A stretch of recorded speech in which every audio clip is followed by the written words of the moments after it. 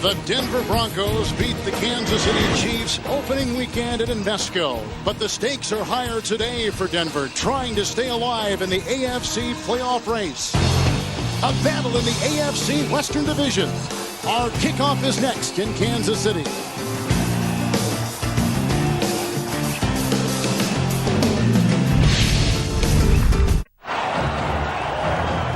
I think that picture says it all. It's going to even get colder in Kansas City as the day goes down with Randy Cross, Kevin Harlan. The Denver Broncos have lost 2 of their last 3 games, led by 10th-year head coach Mike Shanahan. They did beat Miami last week, 2017.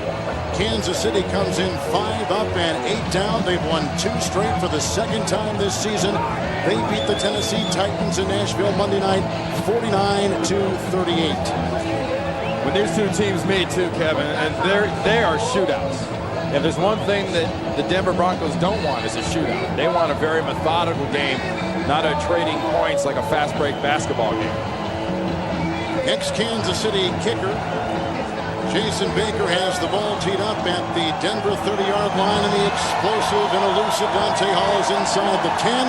The Broncos, the Chiefs, and we're underway at Rockin' Arrowhead from the 3-yard line. Dante Hall with a block from Horn, and he finds a gap. He got a block from Pyle. He's got an escort, and there he goes. What a way to start things for Kansas City.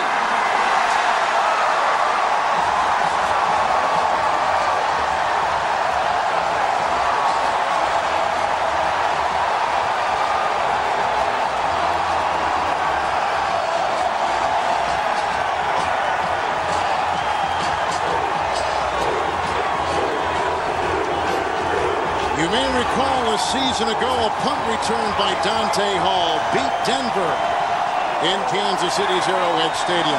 And look how he starts his 2004 version.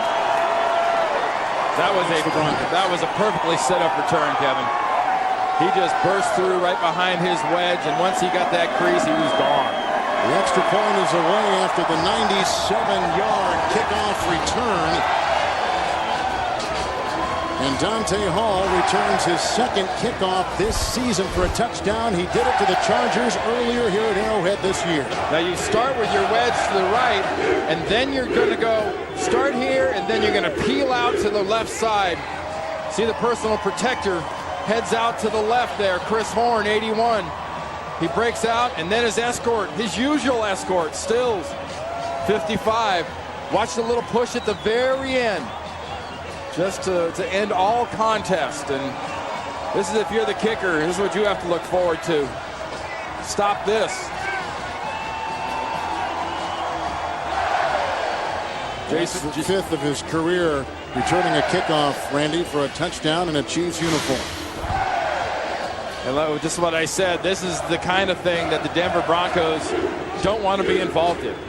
They don't want to be involved in trading huge plays with this Arrowhead crowd just going berserk, and the energy going back and forth between the teams. If Mike Shanahan has his druthers, he's going to pound the ball on the ground, control the clock, and control the number of times that Dante Hall and the Chiefs can make those big plays.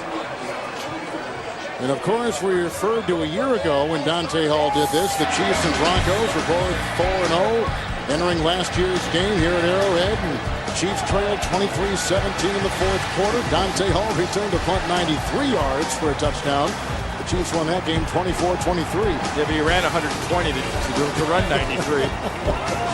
I think everybody missed maybe a possible clip or 2 on that play as well, including the officials that were at this game. But officials are fans too. Right. You know, I think officials get caught up in the same thing that we do. I mean, we all watch the ball, and at times officials who are paid at times not to watch the ball succumb to that. And I think that was the case in that particular return. They were watching Dante Hall and what he could do, and not the blocks around him. Dante Hall has his 9th career kick return for a touchdown, 5 kickoffs and 4 punts. He was a Pro Bowler last season. He's probably going to Hawaii again this season. The ensuing kickoff by Lawrence Tynes, and the rookie Luke from the 10-yard line. Tremendous Luke runs into his own blocker, then is brought down by Freddie Jones on the Kansas City special teams at the 31. A 21-yard return. Jake Plummer turns 30 years old today. He has thrown 6 interceptions and no touchdowns the last 2 weeks. On the offensive line, Neal is out again, so Cooper Carlisle starts at right guard. Wide receiver Rod Smith needs 6 receptions to reach 700 for his career. Only 19 have ever done that in the history of the NFL. From the 31, Plummer 1st and 10, and with time on a play action, he's got Rod Smith, who is tackled by Kirika Mitchell. The gain is to the 47-yard line, a 17-yard pickup and a first down. There's just something about Rod Smith coming to Arrowhead or just seeing a red and gold and white jersey. I mean, he just plays better against these Kansas City Chiefs. He's made a living out of catching short passes and turning them into long passes. So watch him for yards after the catch. 2 tight ends. The quick count again by Plummer going onside to Reuben Jones with the beat on him is Fujita. The gain is to about midfield. Maybe sliding across that line. We'll call it a gain of 2. Second down. And Kansas City's defense, their defensive end, a rookie, Jared Allen, leads all rookies in sacks and is approaching a rookie record in that category. Linebacker Monty Beisel is back in the starting lineup, and he's replacing Quentin Caver. And Dexter McCleon replaces the ineffective William Barty at cornerback at second down and 8 from midfield. Extra receiver's been put in, and here comes Plummer on 2nd and 8. He slips and he throws, and it's incomplete. And he was looking for Putzier down the sideline. Yep, Jed Putzier now has become Putzier. He's changed his last name. It's 3rd and 8 coming up. Hey, actually, you look at this game, I've got some very simple ways to follow it closely. This Broncos team has to live by their running game, which will enable them to score by the pass. And for the Chiefs, just slow them down, defense. You don't have to stop them. You don't have to have turnovers. Just slow them down. Give your offense a chance to outscore the other team. Kansas City stays in their base 4-3-4 defense. 3rd and 8. They got to get to the 42. Putzier was another receiver. 3 for the scrambling Jake Plummer, who's got a first down, and he weaves his way inside the 30-yard line and out of bounds at the Kansas City 28. Shoved out of bounds by a couple. That is a season-long scrambling run of 22 yards. It was Shenard Hartz to escort him out of play. First down, Denver.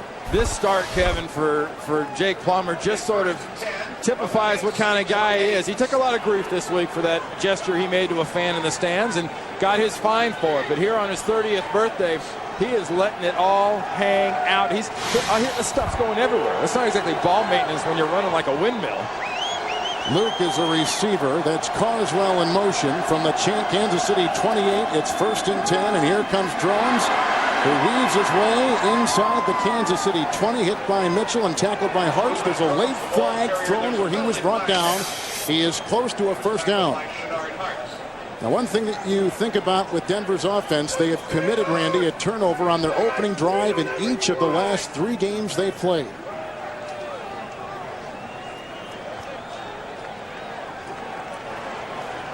Personal foul, clipping, offense, number 80. 15-yard penalty, repeat, first down. That is the veteran Rod Smith. Denver taking over after the opening kickoff was retrieved by Hall and taken 97 yards for a kickoff return touchdown. Well, here's Rod Smith right here. Watch him go from the backside and go to cut block inside on Jared Allen. He basically missed. But when you come in from outside of that area as a receiver, you can't go block the way if you have to stay up.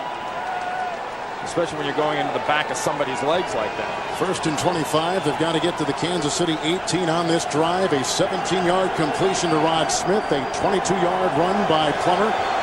Now back at the Kansas City 43 after the penalty, and good time for Plummer, who has a pass to Smith, ricochet off his receiver's hand, and incomplete coverage by Hartz, and Beisel will be 2nd and 25. It was funny, Kevin. The defensive coordinator, Larry Coyer at Denver, actually accused the Chiefs' offensive line of being kind of dirty and nasty and holding and all that. He said cheated. Well, it's cheated, yeah, but it's kind of funny, and it's refreshing, I guess, for Mike Shanahan and the Broncos, because they're the ones always being referred to, as being dirty and cheap. And Rod Smith gets that clip into the back. That's Larry Coyer there in the middle with the glasses and the gray hair.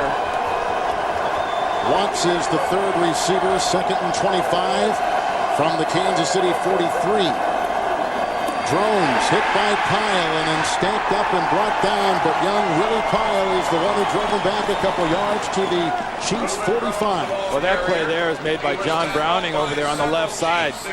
Yeah, that defensive line just stuffed everything. That's why Pyle's able to come around the outside. See, Pyle comes around the outside, but it's the push up front by the D-line. Watch the offensive line back up into the backfield.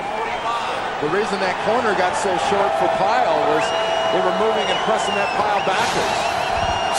Samp becomes the 5th defensive back for the Chiefs. Watts is in, Luke is in with Smith and Lee. It's 3rd and 27. Again, they got to get to the 18. Here comes the rush, and they bring him down. Sacked on the play by Eric Hicks and Browning. It's a loss of 5. It's back to the 47-yard line. So on the first possession, and a penalty hurt Denver, they have got to punt the ball. What has hurt Denver this year is nice plays in small sequences in drives that get ended by mistakes and miscues. The miscue was the penalty, obviously, and the ability to go backwards was that sack. I mean, this is what it's been like for the Denver Broncos offensively. Some great plays, but also surrounded by some bad ones. Wipes out that 22-yard run by Plummer and that 17-yard reception by Rod Smith. So it's 4th down. The Jason Baker punt is away, and Dante Hall will try to fair catch it, looking up into that bright Missouri sun at the 13-yard line. 34-yard punt. There's Hall, who has the only score in the game, an electrifying 97-yard kickoff return.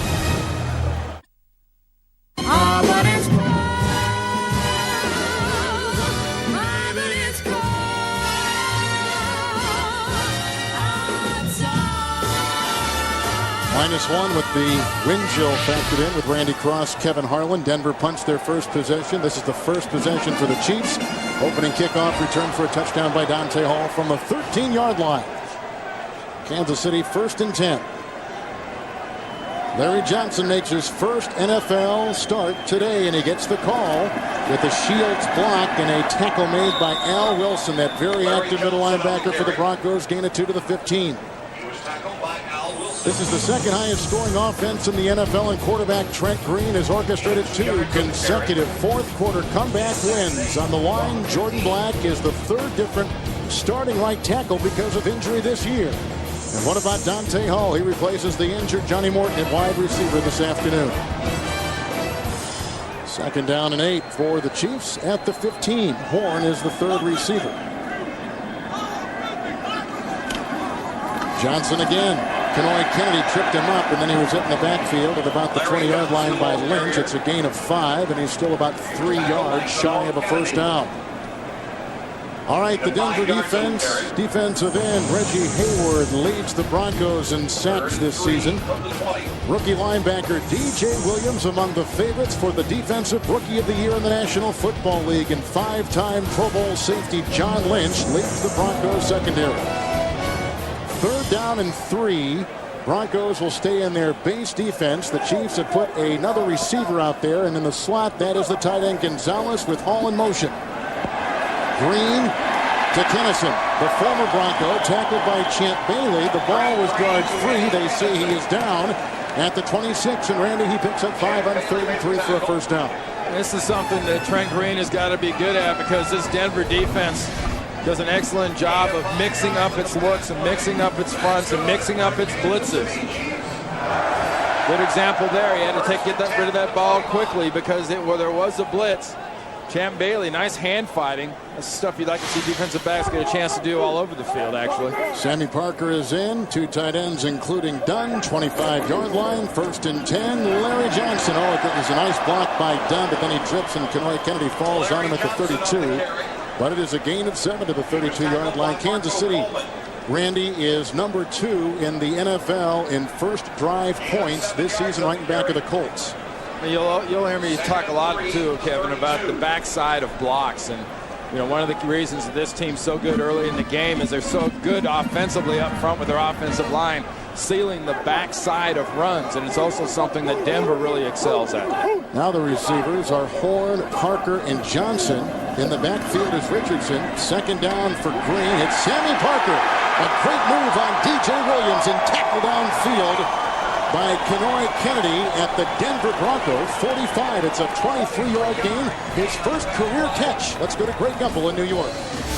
All right, Kevin, you guys will want to keep tabs on what's going on in Cleveland with the Chargers and the Browns in the red zone. Watch Cleveland quarterback Luke McCown throw this one right to Donnie Edwards. That halts a drive in a hurry. It's about 0 degrees wind chill in Cleveland. They're still scoreless in the first quarter, guys. All right, thank you, Greg. There's the playoff picture for San Diego. It is a 1st and 10, 45-yard line. Larry Johnson, a block by Rofe. And then the tackle was made by Al Wilson, who comes tumbling on him after a gain of 2. And moments ago, we saw Sammy Parker with his first career catch in the National Football League for the Chiefs to set up this position. And, you know, Larry Johnson has got a situation right now where he's going to get a huge amount of carries compared to the action he's seen, obviously, the last year or so. And it's very important for him, like when we talked to him on Friday, was, look, I've got to pace myself. That's Larry Johnson Sr., football coach at Penn State. Come here to watch his son. And his son's got to learn to be a little more patient. When he makes his decision, really explode. He's done a nice job of that the last 2 or 3 weeks. Chiefs began at their 13. They're now at the 44 of Denver, 2nd down and 8. Trent Green, Dante Hall.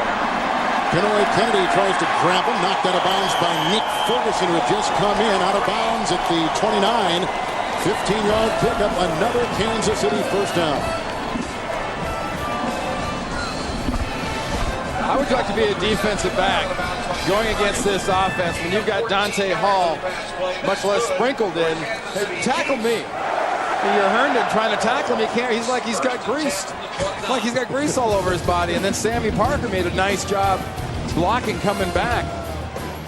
5 in the secondary, including Ferguson. 8th play of the Kansas City drive. 1st and 10. They're at the 29-yard line of the Broncos on their first offensive possession. Larry Johnson, a Gonzalez block, and a Ferguson and Kenoy Kennedy tackle. It's a gain of 6. They'll spot him at the 23-yard line. And folks, you'll see stat tracks. It will keep you updated on today's game stats and can be seen coming out of the upper part of the screen. And then down below, at the updated scores and information of other games, that's called Game Tracks. That is seen in the lower portion of your screen all afternoon long. So game on the bottom, stat up top, or stat up top, game on the bottom? Numbers. You got it. Numbers. 2nd down and 4. At the 24, there's a couple tight ends in there, including Dunn. And the handoff goes to Larry Johnson. Good block by Whitman. Good block by Parker. And Fada Fahey brings him down. Coming off the defensive line. They mark him at the 11-yard line. It's a 13-yard run for Larry Johnson, who is coming off 2 consecutive 100-yard rushing games. Now, the part of the line that's going this way is the patient part. Then make your decision and you go. See that crease right off Wegman? Inside of Brian Waters? And that acceleration? That's something that Larry Johnson has learned to do here at Kansas City. Didn't have to do it at Penn State. And he's really starting to excel at it.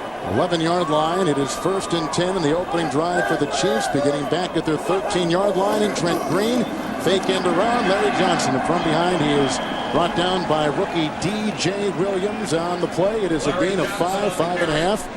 The Chiefs in the red zone this season as they're taking this ball now deep into Denver territory.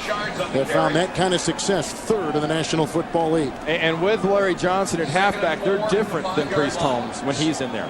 Holmes is more of a receiver, but Larry Johnson's much stronger than Priest Holmes. He's much more of a hammer runner than Priest. 2 tight ends. Richardson in the backfield from the 5. It is 2nd down and 4. The pitch out to Johnson. He's got an escort.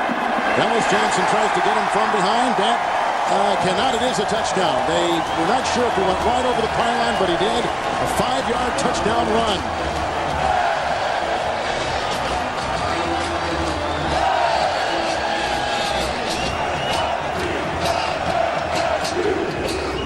Another difference between he and Priest Holmes is Larry's got to work on his crossing the goal line celebration.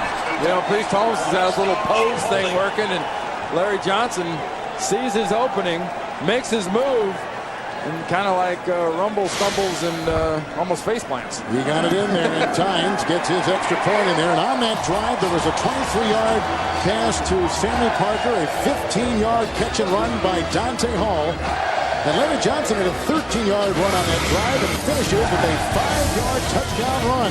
And the Chiefs up 14-0.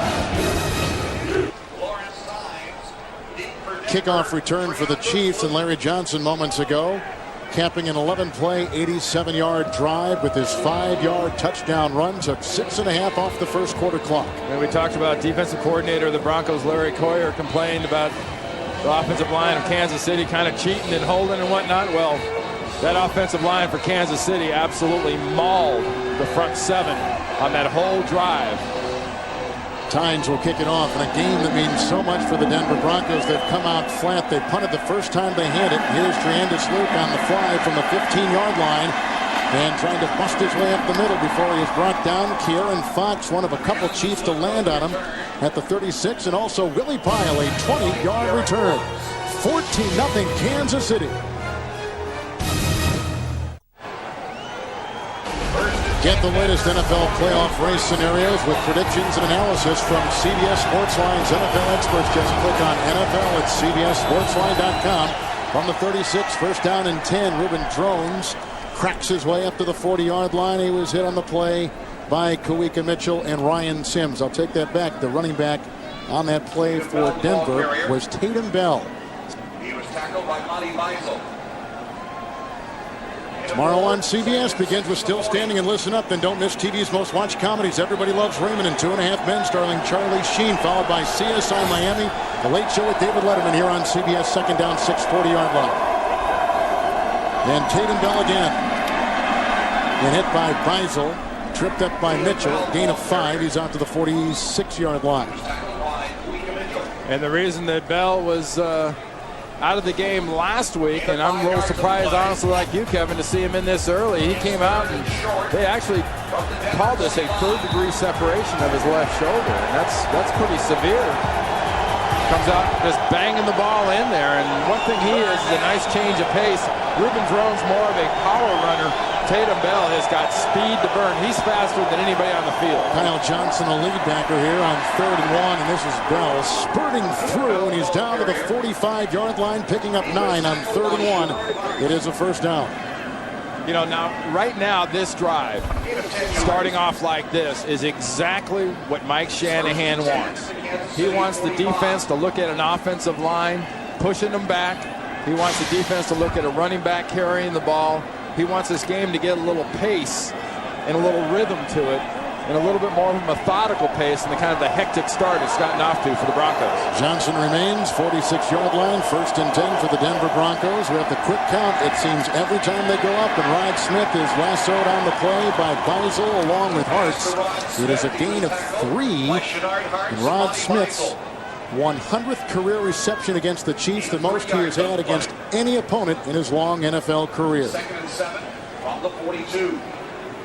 And the one thing that looks kind of funny when you look at Rod Smith against Kansas City is really the touchdown number. A lot of catches, pretty good amount of yards, just hasn't had a chance to score many points. And so far today, we haven't seen receivers matched up one-on-one to get those big yards after catch. 2nd and 7, 42-yard line. And Plummer to Luke, and he is brought down quickly by McLeon, 33-yard line, gain of 9, and he's got a first down. You look at this game and how important it is, though, Kevin, and the AFC West isn't over. You know, for all the talk that San Diego is sort of walking away with this whole thing, you know, Denver is still alive.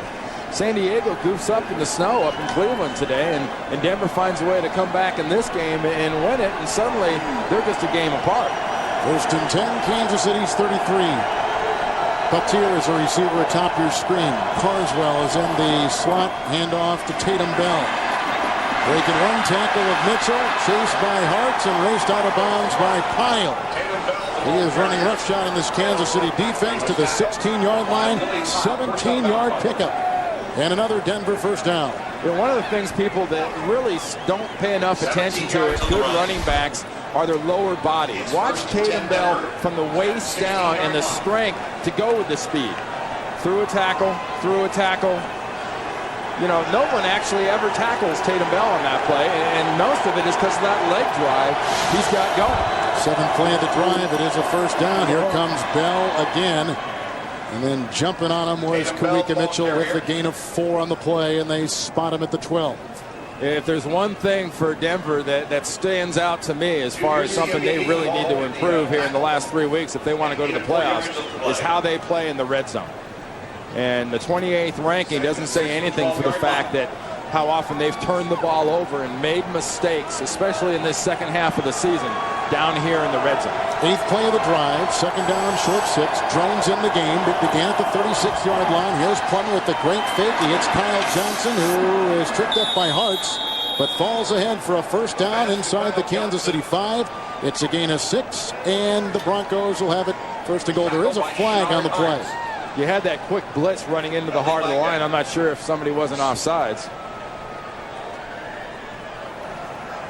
Holding, offense, number 50. 10-yard penalty. Repeat, second down. It's left guard Ben Hamilton. Right there in that very area we were just talking about where the sudden blitz came into the inside, and Nick Johnson limps off the field. He's been a nice re-addition to this offense. The power and finesse to the right of the center right here. Watch what happens with the blitz.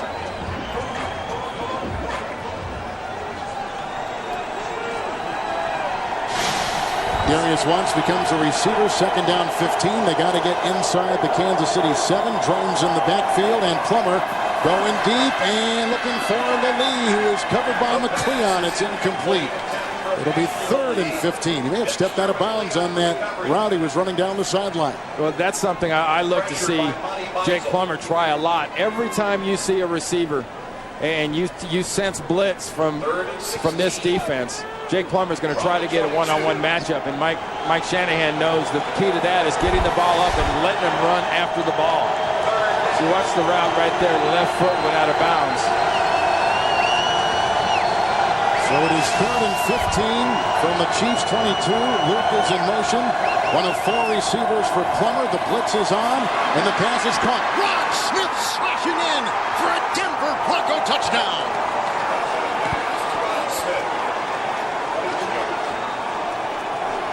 That's what we talked about, Kevin. All those catches, all those yards, that's only Rod Smith's 3rd touchdown. And Randy is first against the Chiefs since 0-1.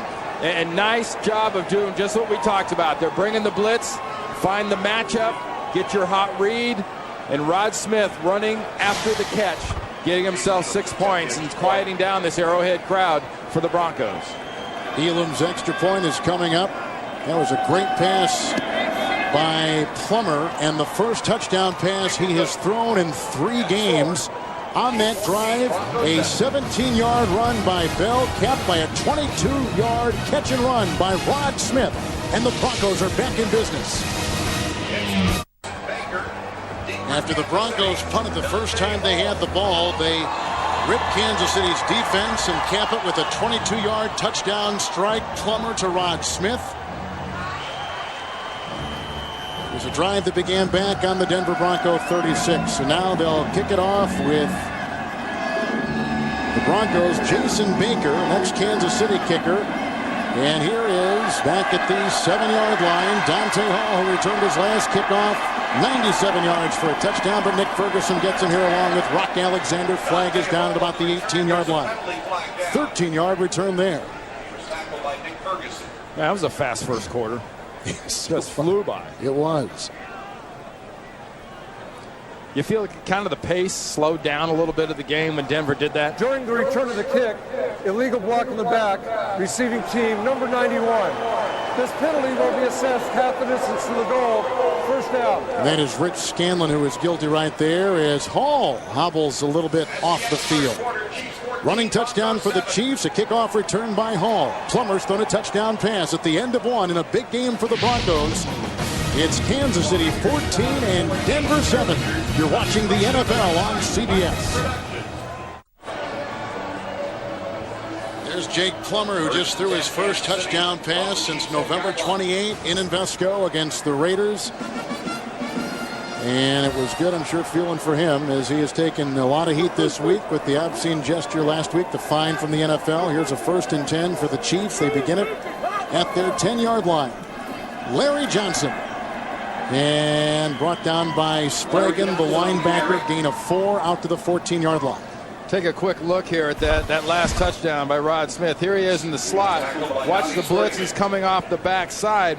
But then the nice job 4 yards on the carry. by Rod Smith reading the blitz, heading to clear into the zone, nobody there, then just using speed to break the zone and break the the defender's tackle angles. That was a nice read by Jake and perfect execution by Rod Smith. Rayleigh Johnson is on that line with Fatafe, Pope, and Hayward. That sets up the new alignment there. Second down 6. Chiefs at their 14. Richardson in the backfield with the fake to Johnson. Fumble on the play. Wilson knocked it away from Green, and it looks like the Chiefs have recovered the ball. That's the initial call from the field. Wilson came streaming through. Well, you have to like really what the Denver Broncos are doing defensively on this series. Is what they're doing is they're coming out and they're attacking. And they saw Jake Vermeil's offensive line pretty much maul them on that last possession. What do you do to cure that? Well, you bring some blitzes and you physically go after Trent Green in this offense. You can't sit back against Kansas City. They're too good up front. 3rd and 13, Alexander, an extra defensive back. And look at Larry Johnson pound his way past the 15, but shy of a first down. Brought down by Kenoy Kennedy at about the 17-yard line. A little bit of breathing space, but it's 3 and out for the Chiefs after the 10-yard gain by Larry Johnson. And they got a punt, Kansas City does, for the first time this afternoon. Gerald Jennings, who's our umpire in the middle, just got steamrolled on that last play. It was one of those life is timing, and when you're in the middle of that mess in there, sometimes you get caught up in the mess. Steve cheeked the punt. There is a wind in his face. And Treandus Luke is back at about the 44 of the Broncos. And this is a poor punt landing near midfield. And then with a good Kansas City bounce, it will walk its way inside the 40-yard line. But decent beginning field position for the Broncos, who scored the last time they had it on a 22-yard touchdown pass. Plummer to Smith. 12:56 and a half. That last series, that sack and fumble, there's Al Wilson. Look at Richardson and Johnson, the running backs, trying to block him. You got a Nolan Ryan on the first one, and Nolan Ryan on the second one, and causes the fumble, and it's a dive for the ball, and it all ends up back in Trent Green's hands. Hape and Putzier are in the game. It's 1st and 10 after the Kansas City punt. 39-yard line. Play action by Plummer, which was so effective in the first meeting between these two. Putzier gets the ball. He is tackled by McCleon. Head over heels to the 45. He picks up 16 yards on the play and a Denver first down again. If you're playing Jake Plummer, you've got to stay at home on the backside, because Jake Plummer's good at faking and he can run. Backside, Jared Allen, the rookie defensive lineman, didn't stay at home. Neither did the backside backer, and Jake was able to exploit that, and he'll do that all day long. In fact, that's where he feels most comfortable. First down and 10. Drones in the game, offers a block in time for Plummer, and it's intercepted, picked off by Dexter McCleon. With an escort and a block by Karika Mitchell, he is tackled on the play by Nalen, and he goes to the 45-yard line of the Denver Broncos in the game's first turnover. You know, in the pregame show, I talked about those Billy Graham passes, the ones that make Bronco fans stand up and go, "Jeez!" There's one right there.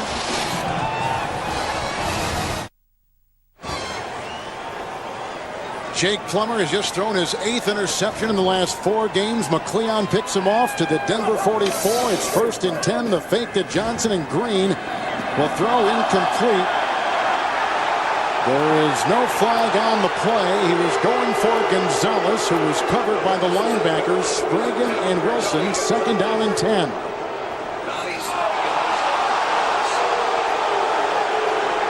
Well, the crowd doesn't like this, but I got to think, and Gonzalez, the middle guy there, up top, see him make his cut. Look at Spragan.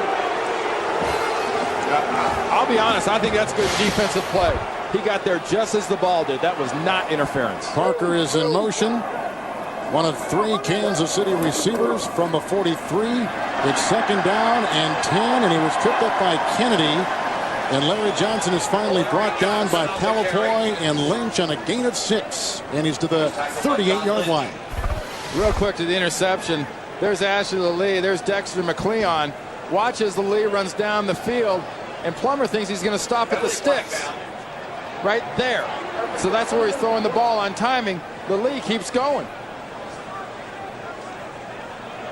I don't know, whatever that was. Conclusion of the play, personal foul, unnecessary roughness, number 47 defense. Lynch. Threw an elbow into the player on the ground. 15-yard penalty, first down. Randy, we were in our replay when they threw that flag. It was a late flag thrown on John Lynch. That was a one heck of a run by Larry Johnson, spinning and running.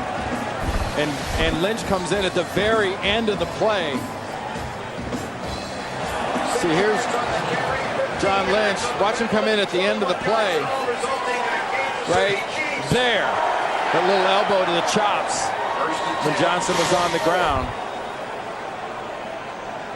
You know, you hate to get a penalty, but that's something the Denver Broncos defense needs. And in the last 2 or 3 weeks, it's something that John Lynch has really brought to this defense is some of his personality.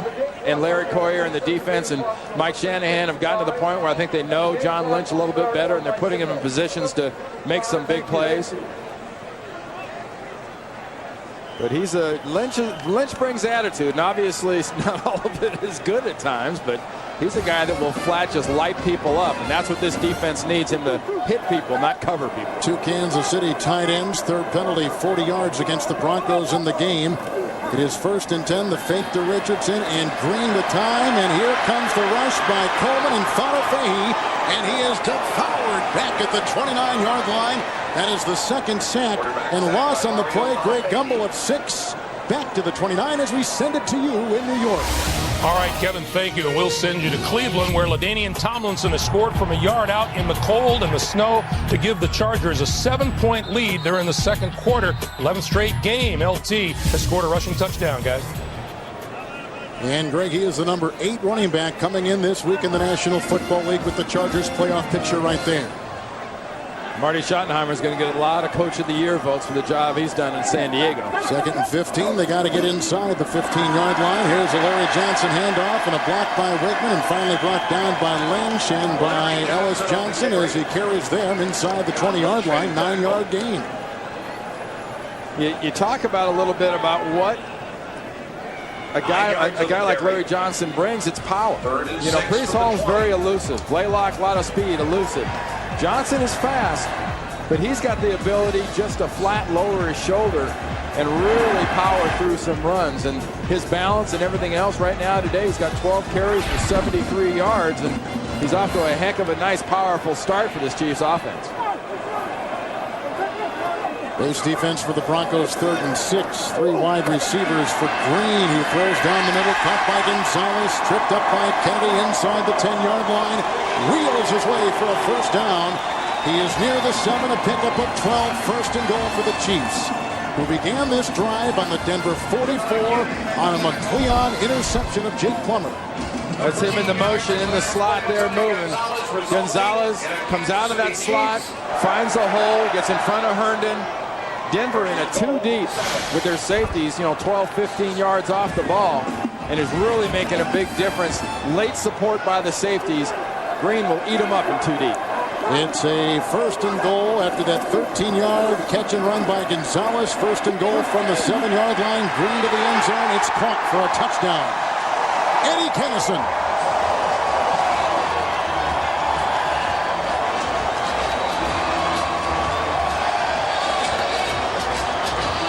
That was a very nice job of Kennison running the route all the way, and Green giving him the time to do it because he's being trailed the whole way by Champ Bailey, coming from the far right of Trent Green all the way across. You know what that means? The line gave him great protection. Kennison can run the route, and Champ Bailey just about a half step behind Kennison. And here is the extra point by Lawrence Tynes, and on that drive, which began back at the Denver 44 on the McCleon interception, a 9-yard run by Larry Johnson, a 13-yard catch by Gonzalez, and that strike right there, 7 yards, Green to Kennison. The NFL on CBS is sponsored by A Diamond is Forever. This Christmas, give her a piece of eternity. Capital One, what's in your wallet? And by Nextel. Nextel helps groups get things done. Nextel. Done.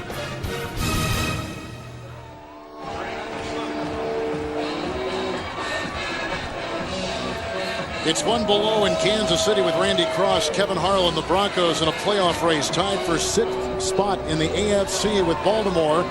Chiefs have scored on 2 of their 3 offensive possessions. Most recently, a Kennison touchdown pass from Trent Green, 21-7 Kansas City. The ensuing kickoff, which is short, and picked up by Luke on the fly. He's past the 30 and hit by Benny Sapp, a special teams ace, and a distant relative of Warren Sapp. And he's out of bounds at about the 35 on a 13-yard return. A big-time interception off of Plummer sets up this Green to Kennison touchdown strike. 2 Super Bowl League MVP, a member of the 2,000-yard club. And it's pronounced Terrell. Terrell Davis joins an all-pro lineup on NFL Network. A special gift. The NFL on Christmas Day. The Oakland Raiders drive into Kansas City for a showdown with the Chiefs. Christmas Day on CBS. From the 35-yard line, Plummer, who threw a pick the last time out there, has it 1st and 10. He's got a couple of tight ends lined up. The fake to Tatum Bell, and Plummer gets a block from Carlisle and throws a wobbly pass, which is dropped by Bell. Covered by Beisel. Incomplete. 2nd down and 10. Let's take another look at that touchdown by Kennison. Here's Kennison. There's Champ Bailey. Watch what Kennison does. All the way around and then back here. Bailey picks him up. Kennison just flat runs away from him. Bailey never really gets close enough to count as a cover. I think Trent Green's been very frustrated. You haven't seen that emotion in a while. The 2 tight ends remain. The Chiefs in their base defense. 2nd down and 10. There goes a flag, and they're going to blow that dead in mid-motion. This is the 4th penalty, or rather, it is the 4th penalty for Denver and the 4th possession for the Broncos today as well. False start. Offense. Number 88. 5-yard penalty. Remains 2nd down. Well, they got 4 penalties and 45-yard worth of penalties today. And log on to NFL.com and see why Shannon Sharp calls this one of the best and worst seasons he's ever seen. Read more about it on NFL.com or NFL on AOL. Well, Kevin, Mike Shanahan and Rod Smith and Jake Plummer and everyone we talked to said, we don't want a shootout. Kansas City wins shootouts. Well, boys, you better figure out a way to win one if you want to win this game and stay in the playoff hunt. 2nd down, 15, and a pass almost picked off by Kawika Mitchell.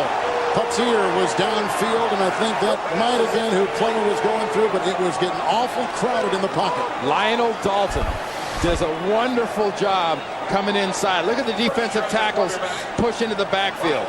There's Lionel Dalton right in Jake Plummer's face. That's why that ball came wobbling out there. That's a good reason why some guys play defense. Darius Watts becomes a wide receiver. There is a 5th defensive back in for the Chiefs. 3rd and 15. Denver's got to get to the 45. And Plummer throws, and it is caught by Lilly for a 1st down, tumbling to the Kansas City 49-yard line. A 22-yard pickup on 3rd and 15. Well, the Denver offensive line does a nice job of giving Jake the time for this to develop, because that takes a long time to develop down the field. And the reason that's there is Rod Smith is behind Ashley Lilly deep.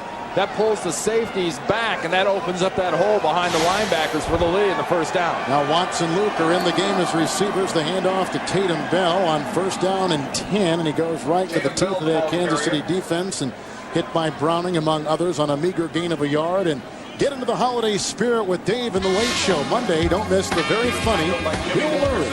Dave's all new all this week right here on CBS, America's most watched network. Denver comes in having lost 2 of 3. Kansas City has won 2 straight games. Well, you're in your own territory if you're Kansas City's defense. Don't stop attacking now. Being aggressive is what's got you where you are in this game. Putzier is at the bottom of your screen as a wide receiver, although he plays tight end. Hape is in the backfield. 2nd down, 9. And look at that. Ciabi just absolutely crushes Tatum Bell. A loss of 2. And it goes back to about the 49-yard line. That was a clumsy looking play. I'm not sure who stopped Tatum Bell more. Junior Ciabi or Jake Plummer, 16. Watch the handoff. I mean, had Plummer and Plummer and Bell had more of a shot than CFB and Bell did. This Denver offense, this Denver team, I mean, you look at this team today, how on God's green earth can this be a team ranked in the top 5 offensively and defensively with the mistakes they make? It's amazing they're ranked that high. It's a testament to the kind of talent they have, but it's amazing they can be ranked that high. And to play in a game with so much meaning and be down 21-7, our scoreboard is out. Now it pops back on. You know, it's hard to believe, Randy, but this, it looks like one of the most modern stadiums in the National Football League, but in reality, it is one of the oldest stadiums in the National Football League. Out of the 32 NFL stadiums, 25 are within a couple years old. That includes Invesco out in Denver. But this is one of the oldest, along with San Diego and some others around the NFL. And occasionally, some great football fans here in Kansas City, though. I was up there in that. And the clocks will start on my signal. I was up there in that high end zone for the pregame today. 3rd and 11 from midfield. Yeah, Just some wonderful people there, by the That's way. the real people up there. You don't want to go to a suite. I want to see real football fans. Go up high for real fans. 3rd and 11. They got to get to the 39. Darius Watts is a receiver. There are a couple tight ends. Chiefs have got an extra defensive back. That's Luke on the move, 49-yard line. And Plummer throws, and it is caught by Lilly, dropped and loose, and they say it was down, but shy of a first down. At the 41-yard line, he had to get to the 39, and now you're faced with 4th down and about 2, and a big decision coming up. Well, you're going to punt this ball, I think, if you're Denver. Well, they don't got their punting unit on the field. There's my spot up there. I told the guys up there, Max, Randy, Brian, Mark, you're up here in this section right up there where I was earlier. We're going to go for it on 4th down. Those guys up there got a perfect view of this offense from there. Bell's in the backfield, 4th and 2 for Plummer. And Plummer hit by Mitchell, and they do not get it. They'll have to turn it over on downs. Kawika Mitchell with a big play. They knock him down at the 41. There's no gain on the play, and the gamble doesn't pay off, and Denver has to give it back to Kansas City on a drive which saw 2 big plays by Ashley Lilly go for naught. I don't like that decision at all. I think you punt that ball for this very reason. Now you're giving a hot offense a short field. Tough. The NFL on CBS is sponsored by Nikon Digital. If the picture matters, the camera matters. And by the Home Depot. You can do it. We can help.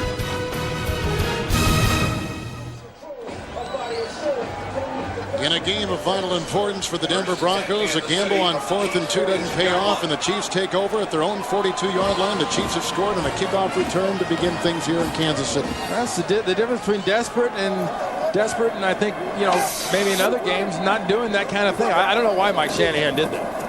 Green on 1st and 10. There's a block by Larry Johnson and a diving catch by Dunn, the tight end. Flag down. Illegal contact. Tackle was made by Sprague. He was close to a first down. There is a flag down, as Randy says here on the numbers, on the near side of the field. Again, the Chiefs scored a 97-yard kickoff return by Hall to begin the game. They get a 5-yard touchdown run by Larry Johnson. They got a touchdown pass to Kennison from Green. And the only score today by the Denver Broncos came on a well-thrown 22-yard strike. Plummer to Rod Smith. 21-7 Kansas City. We've had 1 turnover. Plummer has thrown the interception. And that set up that touchdown pass on the last Kansas City possession. Illegal contact against an eligible receiver, defense, number 31. This penalty is declined. 2nd down. Gain of 9 yards on the pass play. Let's take another look at that 4th down play that Mike Shanahan's offense had earlier and look why it broke down. See, you can see the protection start to break down, but look down the field at where Jake had to go. I mean, Jake's got nobody to throw to. Everybody else is in on protection, and they're covered down the field. I mean, this defense is playing decent, and this offense for Kansas City is so dangerous. 2nd down, short one. They get the first down. Larry Johnson getting tackled by Sprague, 46-yard line. Gain of 3. Move the chains. Well, they didn't want to get in a shootout, and I said it earlier. Well, guess what, Sparky? You are in a shootout. You are in a flat track meet. with the Kansas City Chiefs from this point out, because you're going to be very, very lucky if you escape giving up points here on this drive with the confidence that Trent Green and this offense is playing with right now. It is a first down, and the Chiefs are at the Denver 46. Kennison is on the move. Richardson is in the backfield. And the handoff to Dante Hall. There's a pulling block by Brian Waters and shoved out of bounds by 5-time Pro Bowl safety John Lynch. He's to the 40-yard line, picking up 6 on the play as we pick up Greg Gumbel at our studios in New York. Cleveland, guys. Well, I tell you what, Drew Brees, the 4th-rated quarterback coming into today in the National Football League. 7 consecutive San Diego wins. How's it going, Keith? From the 40. It is 2nd down and 4. And they try to grind out a couple of yards in there with a gain to about the 38-yard line by Larry Johnson. Tackle was made by D.J. Williams, a gain of 2. Yeah, you see Antonio Gaze make a play like that, and we've got the other big tight end in this league, and Tony Gonzalez in this game. And that's one thing that the Denver Broncos offense is really missing since they lost Shannon Sharp. I mean, they miss that tweener, that real weapon out of the tight end position that can go anywhere. That's something they don't have, and Kansas City definitely does. 3rd down and 2 from the 38. Richardson is in motion. And Green with Larry Johnson back to block. It's a pass to Kennison, who is down to the 32-yard line. Sprague makes the tackle, and there's a flag on the play. This could be against the offense. Gain was to the 32. Tony Gonzalez went downfield and kind of threw a screen on a couple guys. By the way, Gonzalez has been blocking great of late, too. Holding against an eligible receiver, defense number 47. This penalty is declined. The result of the play, first down. That's the 2nd on Lynch. Yeah, but I mean, kind of like in boxing and in some sports, sometimes you got to let the guys play. Check out John Lynch, 47. Tony Gonzalez kind of in a pick move, settles into him. You know, oh, jeez, he held me. Chiefs have scored on 2 of their 3 possessions. They began this drive on their 42. They're right now at the Denver 32. 2 tight ends in there for Green. Larry Johnson, nice block by Jordan Black. Look at Larry Johnson, get up for 6. His 2nd touchdown today.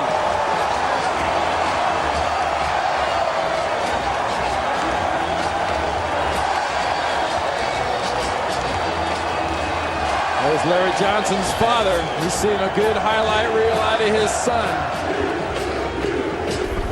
What a run. Backside of the play. Brian Waters, Willie Rowe, Wegman, Big Will Shields making an all-pro block. And Larry Johnson, just the old shortest distance between 2 points, just running straight ahead. Extra point is up and through by times. 2 rushing touchdowns by Larry Johnson. The Chiefs are all over the Broncos, 28-7.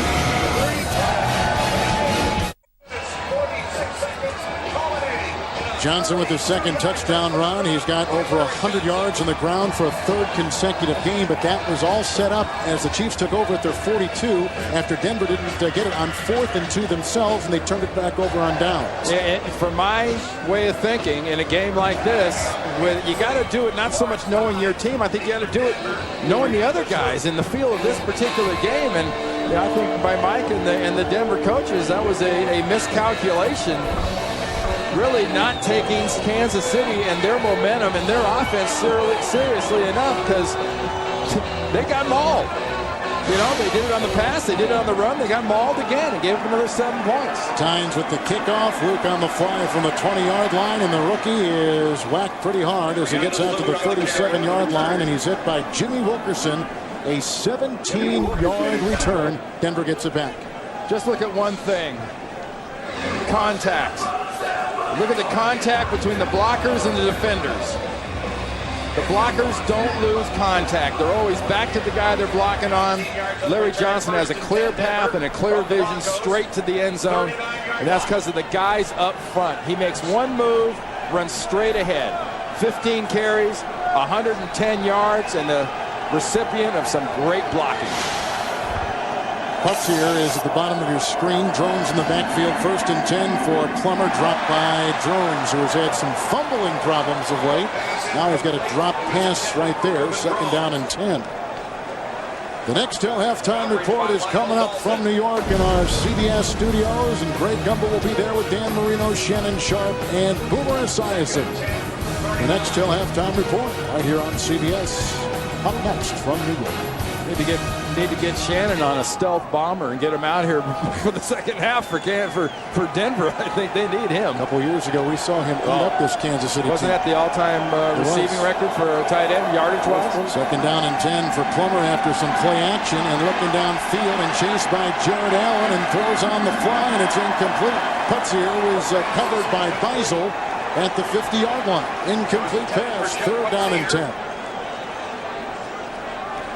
Kansas City has not lost in December at home since 1996. And Denver has lost a couple of those December games along the way. Now, remember, Kevin, coming in this game, Denver wanted a methodical game. Okay? They definitely have not got a methodical game. Now what Denver has is a hyperventilating, high-scoring, high-energy game. You've got to change your way of thinking. You've got to start really going to all passing, all throwing, and all risk. Third down and 10. The Chiefs have got 6 in the secondary. And Hicks is chasing Plummer, who throws complete to Triandis Luke, who is tagged by Benny Sapp.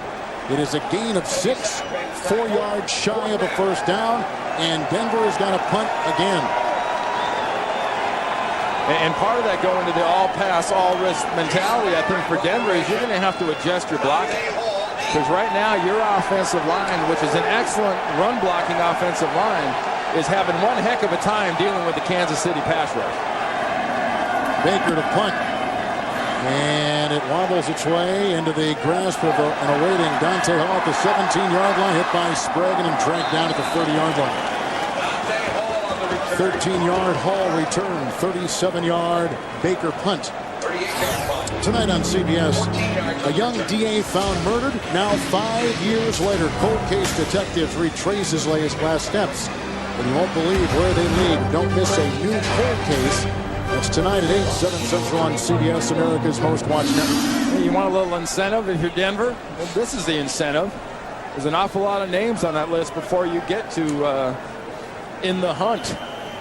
That's an unusual setting for the Denver Broncos, a team that won back-to-back Super Bowls late in the 90s.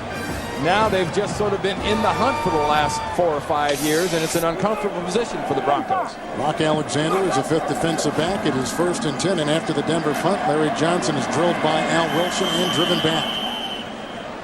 31-yard line, it's a 1-yard gain, second down and 9. And you look back at that last graphic we showed, Kevin, about, in the hunt group. How excited are these guys right here, the Baltimores and the Jets? They've got TVs. They get updated scores. They look at this score and see 28-7 Kansas City at Arrowhead. They're excited. I mean, they're ecstatic that Denver's going to help them out, potentially. 6 in the secondary. Ferguson is in there now. Second down and 9. That is Sammy Parker, who caught his first NFL reception earlier in the game, and a handoff to Larry Johnson.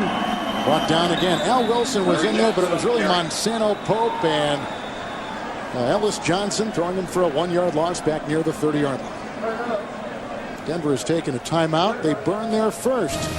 Down 28-7 in the game with heavy playoff implications.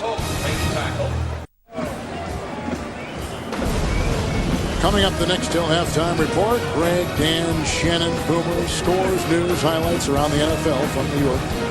Is next on the Nextel. I guess it's called the Sprint Nextel. That's a Kansas City-based company. Is Sprint. They merged with Nextel. And have to get some government approval on that. But it's big news for the people here in Kansas City. Third down and 9, 32-yard line. You got to get up to the 41. Plenty of time here, Kevin. 2:17 left. Plenty of time for either offense. 2 tight ends. Chakwara is on the defensive line for Denver. He comes charging at Green. There's a block by Rofe in time with the pass to Kennison, who is whacked hard by the Pro Bowler Champ Bailey. Shy of a first down. Nailed at the 39. Gain of 8, and they got a punt. That was a very important tackle by Champ Bailey. You give Kansas City a first down there, they may score on you again. Now your offense gets the ball back. We're at the 2-minute warning. Kansas City has scored 2 rushing touchdowns, 1 through the air, and Dante Hall returning 1 the distance.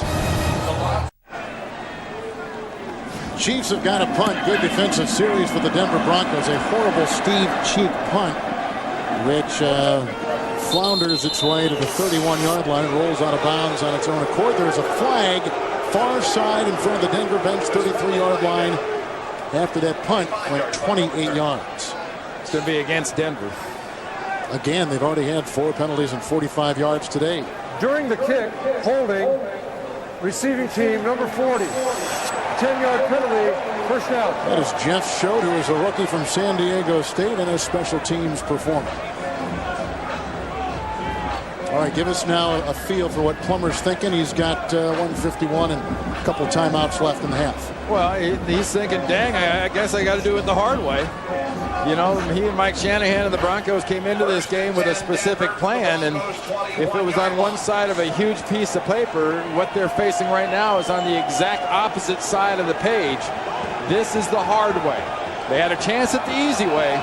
They didn't want to take it. Now they got to go the hard way. Kansas City's got 6 in the secondary. It's 1st and 10 for Jake Plummer just before halftime. Goes underneath. Tremendous Luke is hit by Warfield. He's out of Nebraska. The tackle made at the 31. Gain of 11, first down. Well, you got 1:40. You have 2 timeouts. There's no reason to rush here. Take your time. Make sure you got your players in the right spot. Sapp and Wesley are the extra 2 defensive backs for the Chiefs. 1st and 10 for Plummer. Drills one outside. Caught by Rod Smith. Grabbed by Fujita. There's a penalty. No, the timeout they're going to call. 37-yard line is where the gain is to. It's a gain of 7 yards. A Denver timeout with 1 remaining. We pause.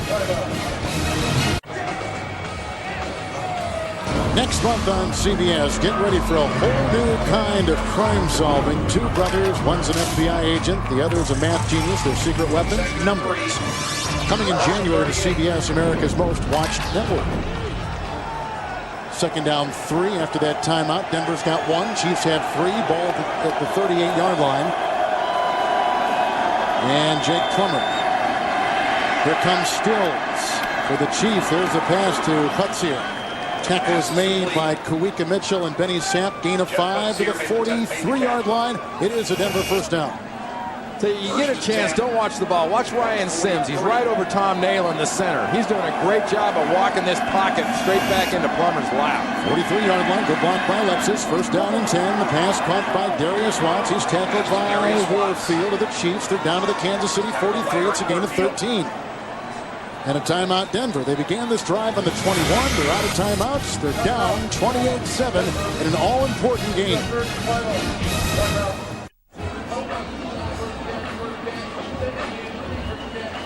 There is Jason Elam right there, and he kicked the game-winning field goal of 50 yards against Miami a week ago. And he's all bundled up. The only reason you can tell which guy he is, if you look down at his feet, different color, different kind of shoes on. Only the kicker has different shoes. It is a 1st and 10. They're at the Kansas City 43. It is -1 here, and we're as cold as the fans are. So if our mouths get a little bit stuck, that is why. Our minds. Yeah, that's right. Here's Plummer, and throws a pass to Rod Smith, who is hugged by Fujita. 38-yard line, gain of 5. Clock continues to tick. About 10 yards away from realistic field goal range in these kind of conditions. Denver's out of timeouts. 4 receivers deployed by Plummer. And he throws again, and that is uncatchable to Luke, who is covered on the play by Benny Sapp. So now it is 3rd and 5. And we've got 35 seconds to play in the first half. And again, Denver has no timeouts remaining. Now, where you really want to get to, if you're Elam, you want him to get at least to about the 24-yard line, which is going to make it, right about in there for a kick. So you're talking about a 42, 43-yard kick.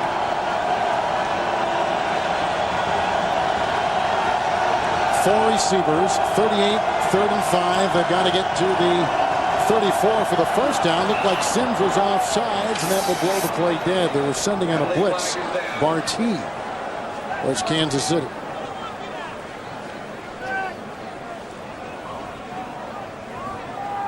Yeah, sometimes you react to the ball, and when the center moves around as much as Nayland does, sometimes you react to his motion. Encroachment, defense number 90. 5-yard penalty will result in a first down. 2nd penalty on the Chiefs for 14 yards total. Denver 5 for 55. First and 10. And what, not so much the offsides, what you got to really take a look at is Nalen and his head. Nalen's the center right there. Watch the motion once he looks down and snaps back up. That's exactly what Sims sees, and he moves. 6 Kansas City defensive backs, 33-yard line, first and 10 for Plummer. Knocked away by Benny Sapp, who raced right in front of the intended receiver, Ashley Lilly. Second down and 10. No timeouts for the Broncos and 31 seconds remaining in the half. Well, in these conditions, a quarterback really has to be careful of poachers, because you get defensive poachers in these positions because they're just looking to take a chance. They're not bringing blitzes. You might think they're bringing blitzes, but they're sitting back and they're covering. And that leaves that one little poacher in the hole like Benny Sapp. Luke Lilly, Watson Smith, receiver, second down and 10. And there's a pass, and it goes outside, and it's caught by Luke. Gain of 5 to the 27-yard line and tackled by Wesley. No timeouts. Remember, you need 15 seconds to run your field goal team on, so this one's got to be out of bounds or incomplete. Mark it at the 28 for Plummer. And moves up nicely and throws a pass. Broken up, incomplete. Sapp there again, right in front of Rod Smith, and there is a flag. Yep, at the 11-yard line. They're going to call that for early contact on Rod Smith by Sapp.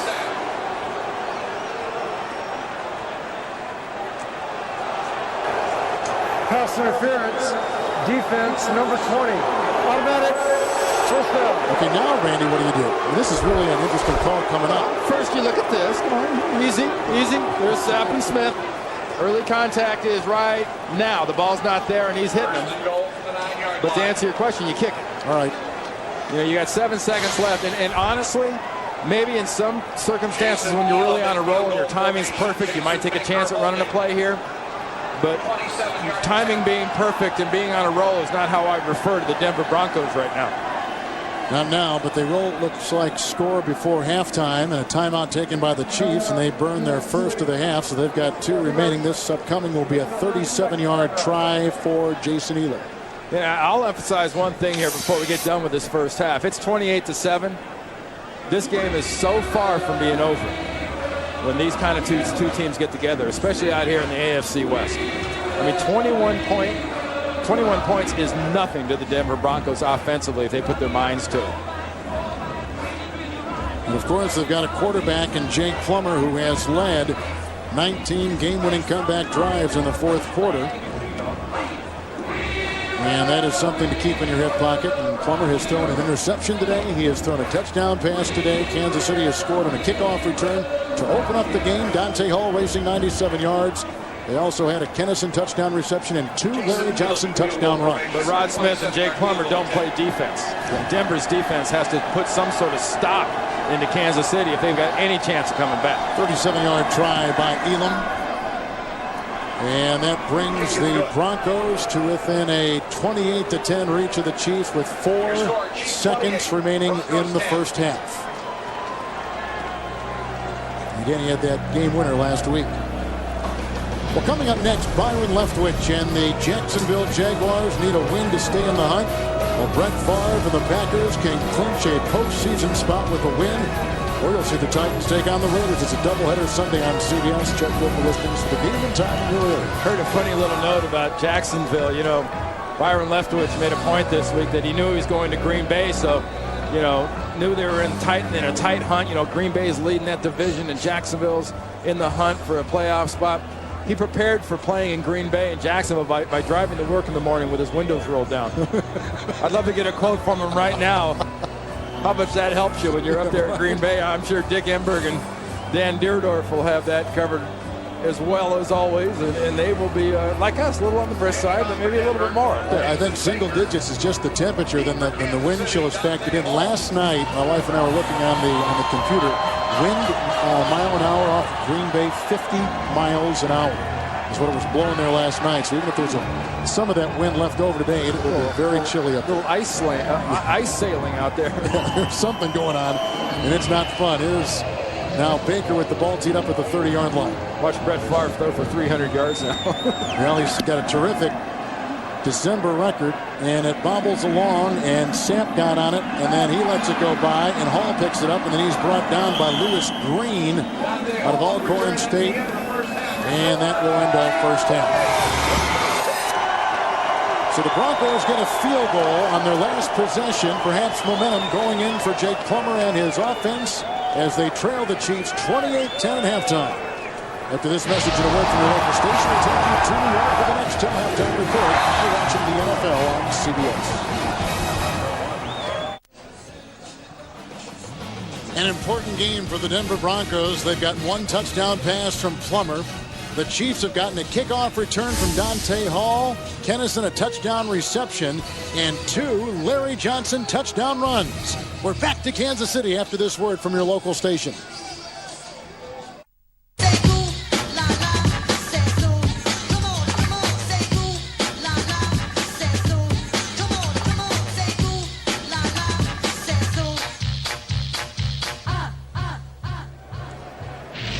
It's cold in Kansas City, about a degree or 2 below zero. 28-10. You staying warm? Absolutely. You know, the key really in this football game, you can look at all the stats you want, and it's Denver's defense has got to stop Kansas City's offense to get Denver's offense any chance of awakening from this stupor they're in. You know, they're moving the ball, but then they're messing up. They're just making dumb plays, and you see that run-pass ratio. It's not going to get any better. If you expect them to come out and start running the ball like they're going to run the Houston Veer or the Wishbone, I think you'd be sorely disappointed. They put themselves in a position where they're just going to have to come out and chunk it. 13 consecutive pass plays to end the first half, and that'll be more than a trend. That'll be what they have to do. Chiefs have won 2 straight coming in, beating Tennessee on Monday night. Denver has lost 2 of their last 3. They're second place in the West and tied for 6th in the playoff picture with Baltimore in the AFC, in the kickoff to start the second half. Luke inside the 20 and fumbles the ball, and Tynes tries to get it, and he and the ball looks like go out of bounds. It is Denver's ball. That is Lawrence Tynes, who almost was able to vacuum it in. I use the word almost. Look on the bright side, though. You know, it's a break. It's a bone. It's not holding onto the ball properly, and it's a nice job of causing a turnover. But hey, you got to look on the sunny side. You know, you see a room full of horse manure, and get that shovel out, and you figure there's a pony in here somewhere. Well, early signs of a pony for the Broncos as they got that ball back. The Broncos have sent wide their 2 tight ends. Carswell in motion. Drones in the backfield. 39-yard line for Plummer in play action. A block by Carswell. Time for Plummer, who niftily moves out of the pocket and then throws it away as he was chased on the sideline by Fujita. Second down and 10. And let's take a look at our fantasy notebook in the first half. Well, if you started Green in this game, you say, hey, Trent, what's up? Well, what's up for Trent Green is Larry Johnson. A rushing game, the way it's worked. I mean, not much in the way of passing games for the Chiefs. And what the really big story has been the running game.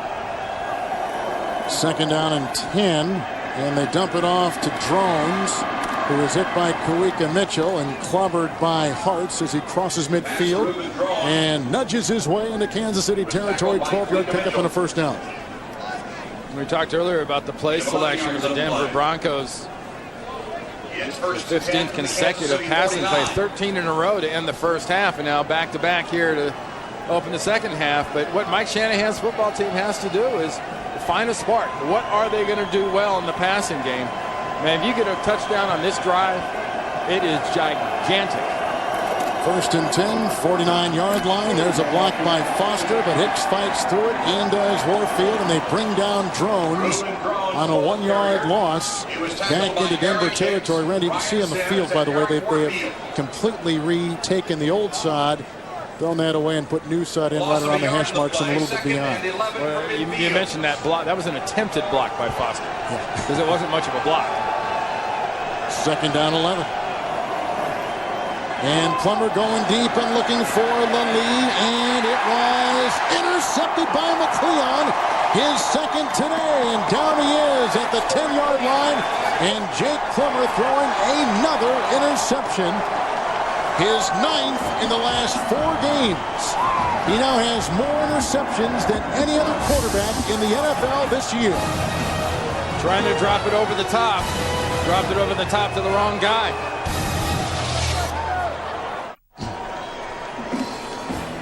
Jake Plummer has just thrown his second interception today. McCleon has just picked off his second Plummer pass. He was down at the 10. That's where the Chiefs take over, 1st and 10. Larry Johnson with over 100 yards in his first NFL start gets the call on 1st and 10 and is strung out. Gonzalez trying to throw a block, and he is tackled at about the 18-yard line by Kelly Herndon, gain of 8. See this pad? Watch this pad grow as McCleon backs off, sees the formation, sees the play. The idea is for Lilly to eat up that pad and get over the top. McCleon gave up so much ground and kept in front of Lilly, never got a chance to get over the top. Sano Pope is on that defensive line for the Denver Broncos. No changes in their secondary as we open up this second half. 17-yard line. 2nd down and 3 for the Chiefs. 2 tight ends. Larry Johnson tackled by DJ Williams and pierces the first down marker. He's out to the 22, gain of 6. That's good for a Kansas City Chiefs. And you look at the numbers for the Denver Broncos from the first 10 games to what's happened in the last 3 games. In those games, they're 1 and 2. The turnovers coming into today in the last 3 games was 10. And obviously, we've seen these 2 big interceptions, so that's now 12 turnovers in the last 4 games. 2 tight ends again as Gonzalez leaves the backfield. 1st and 10 from the 23-yard line. The pitch out to Larry Johnson. Second year in the NFL. He's out of Penn State and taken down by Kenoy Kennedy and by Donnie Spragan. Gain of 4 to the 27-yard line. And let's take you to our studios in New York and Greg Gumbel. All right, Kevin, keeping an eye on those San Diego Chargers. LaDainian Tomlinson showing the way in the cold and the snow. His second 1-yard touchdown plunge. The Chargers with a 21-0 lead on Cleveland coming up on 7 minutes to play in the 3rd quarter. Kevin and Randy, back to you. Well, Greg, do you think there are any Denver Bronco fans right now on the Cleveland bench seeing the score here in Kansas City? If Denver loses this game, San Diego wins himself a division. 2nd down 5, 27-yard line. And here's Green. Good block by Rofe, holding off the pressure. Sammy Parker, 2nd catch today. Brought down by DJ Williams. 1st down, 42-yard line, gain of 13. Now here's the second part of that formula I talked about. You know, your offense not only has to wake up if you're Denver, your defense has to find out how do you deal with this Kansas City offense. And for Mike Shanahan's defense, it's been a huge problem dealing with Larry Johnson in this offensive line. And much of what he could look at defensively, problem-wise, stems from those 5 guys up front, because they've caused the protection and they've caused the holes in this Denver defense. Johnny Morton not playing today because of an injury, so Hall starts, and Parker's seeing more times than he wants to, probably because he likes to return those kickoffs and punts. Timeout taken by Kansas City. But Hall has caught a couple passes today. Parker's caught 2. And Trent Green takes a timeout, having thrown 6 consecutive completions. Timeout. The NFL on CBS is sponsored by Circuit City. For the hottest new technology, think Circuit City. Just what I needed. Thank you from Citi, a new kind of rewards program from a card you can count on. And by Volkswagen. On the road of life, there are passengers and there are drivers.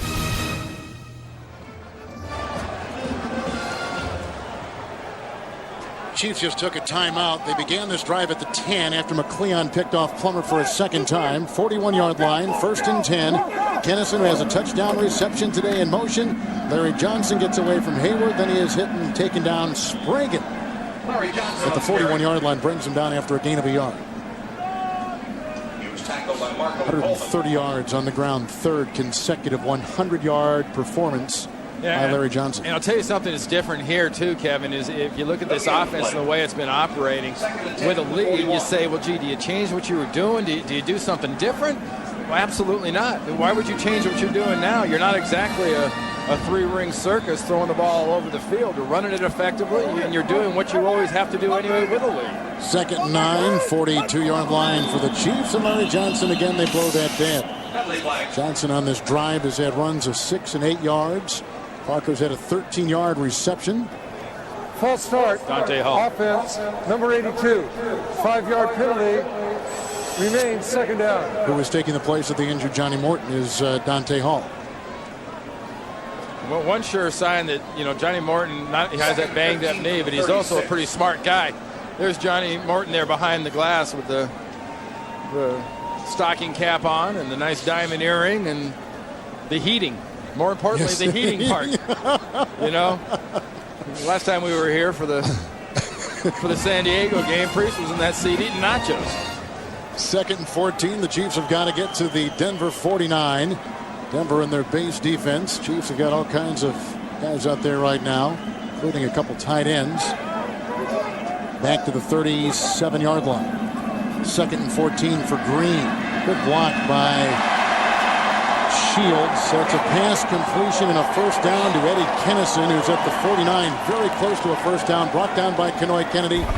And it's going to be too close to call, but he's right on that first down marker. Well, Eddie Kennison's the only receiver that actually runs up the field. Everybody else is running crossing patterns. Eddie Kennison went up in the center of the field and just sat down. Let everybody run by him. It came wide open. They do get a first down to the 49-yard line of Denver.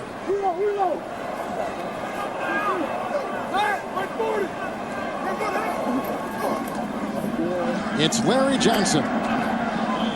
He's brought down by a hard-charging Kelly Herndon, gain of 2 to the 47-yard line.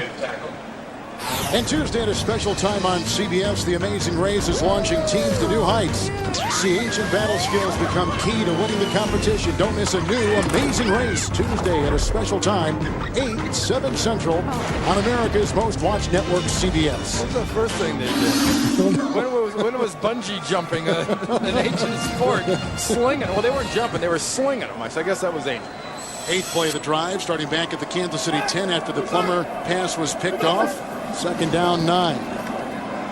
Green. And way over the head of the 5'8" Dante Hall. The coverage by Champ Bailey. 3rd and 9. Coverage by Champ Bailey. You look at what Larry Johnson's done over this week, and Monday through Sunday is a pretty good version of a week. And Monday night, 7 carries for 104 yards, and then follows it up today. Comes in here, and so far, 22 rushes and 131 yards and a couple touchdowns, and I hope he's not tired because they're going to keep feeding him this rock. Nick Ferguson is an extra defensive back for the Broncos. 3rd down and 9. Chiefs have got to get to the 39. Here comes Chuck Wara. Green steps up nicely in the pocket. Wide open, Sammy Parker. He is in for the touchdown, the first of his career.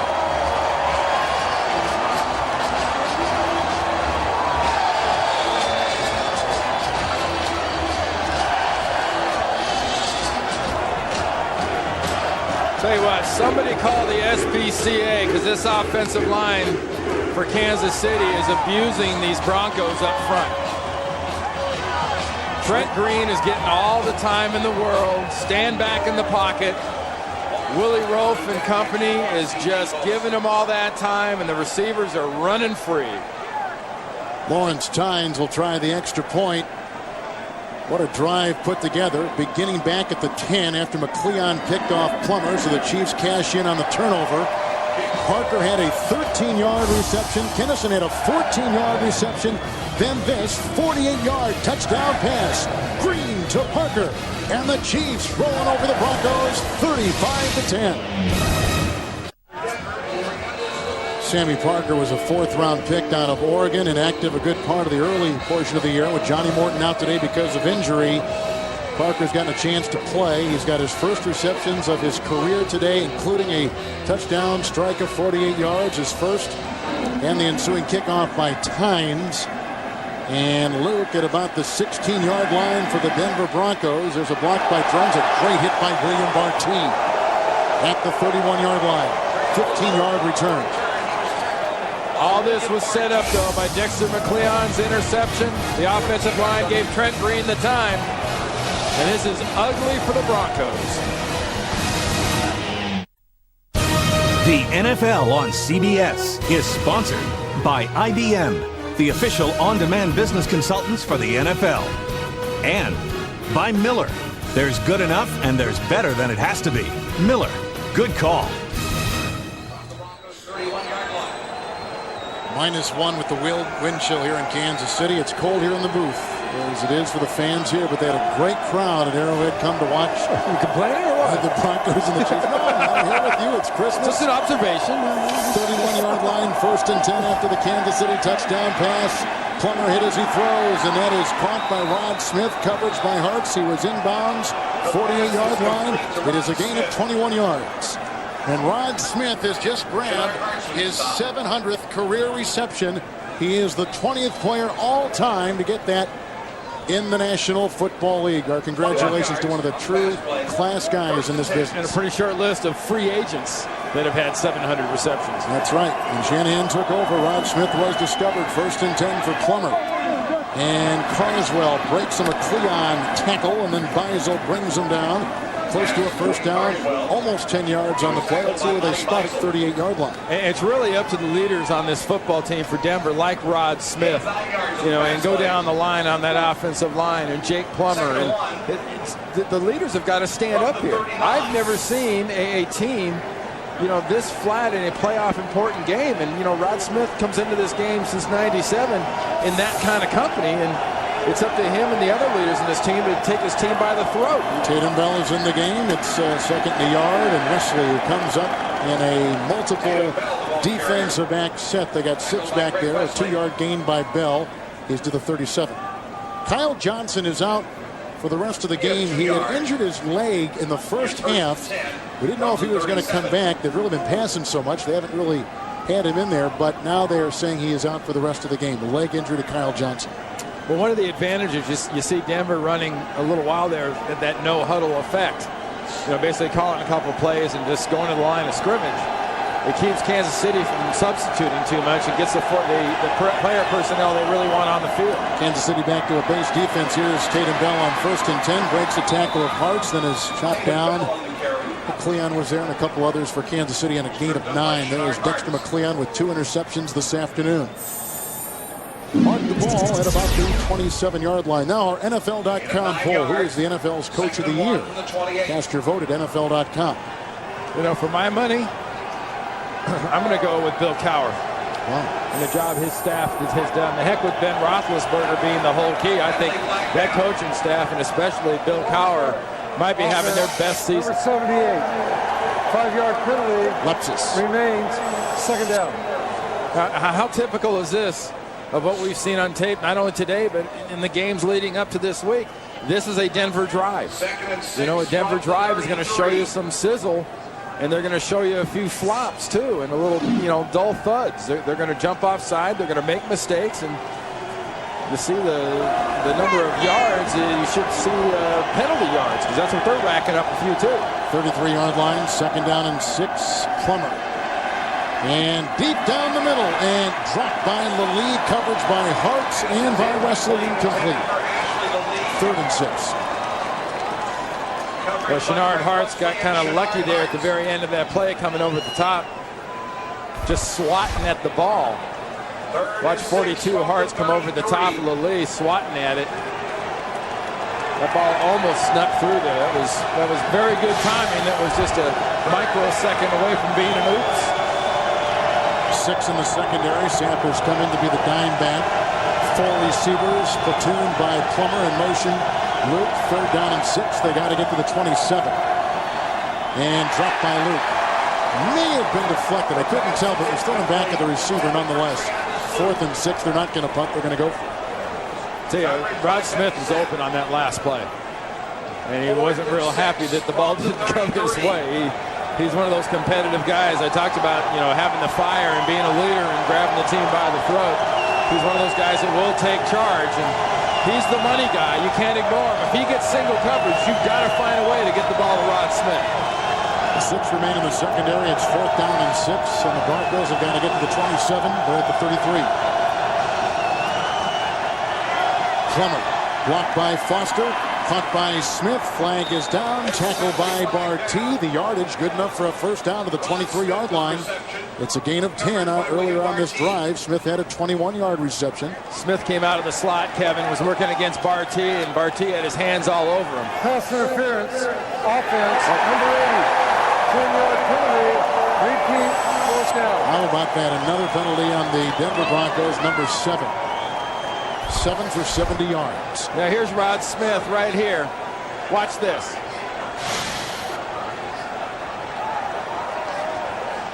That's 5 yards, right? Yeah. I mean, calling that a penalty is ridiculous. Denver's going to punt. And just as many of those as have gone against the Chiefs as gone for them. Probably more have gone against them, but at that time, calling that a push-off is ludicrous. So Denver began at their 31. They get as far as Kansas City 43 at least right now, and now they got a punt, and they've got Baker in to do that. Hall back at the 10 for Kansas City. Leach with the snap. Baker gets off a high, hanging, well-placed punt, which will be down at the 1. Let's see what they call. Was the contact with the line? 42-yard punt. And they mark it at the 1-yard line. What a great punt. And Leach, the long snapper, is the one to jump on it and save it from going in the end zone.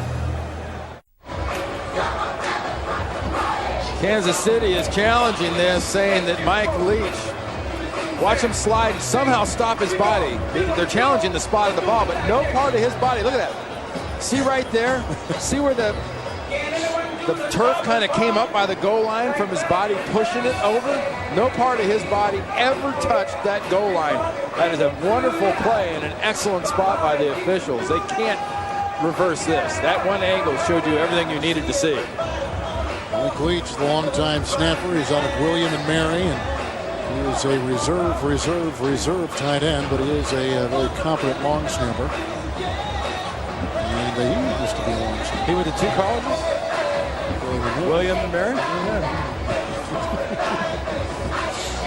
Tony Corrente trying to keep warm with his crew today here in Kansas City, where it was -1 at kickoff with the wind chill, and I am told it is dropping as we go. And the sun sets in the west.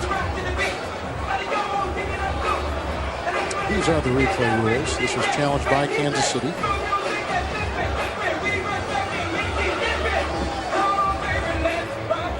You're going to lose the timeout, obviously. KC's got 2 right now. Broncos have 3, so Kansas City will be down to 1 timeout if this replay goes against them. After reviewing the play, the ruling on the field stands.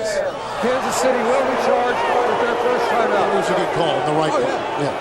Very obvious. That one angle we showed you was the perfect angle where you see that turf pushing up by the goal line, and no part of Leach gets near the goal line itself. Watch his body. Not a hand, not a foot, not a shoulder.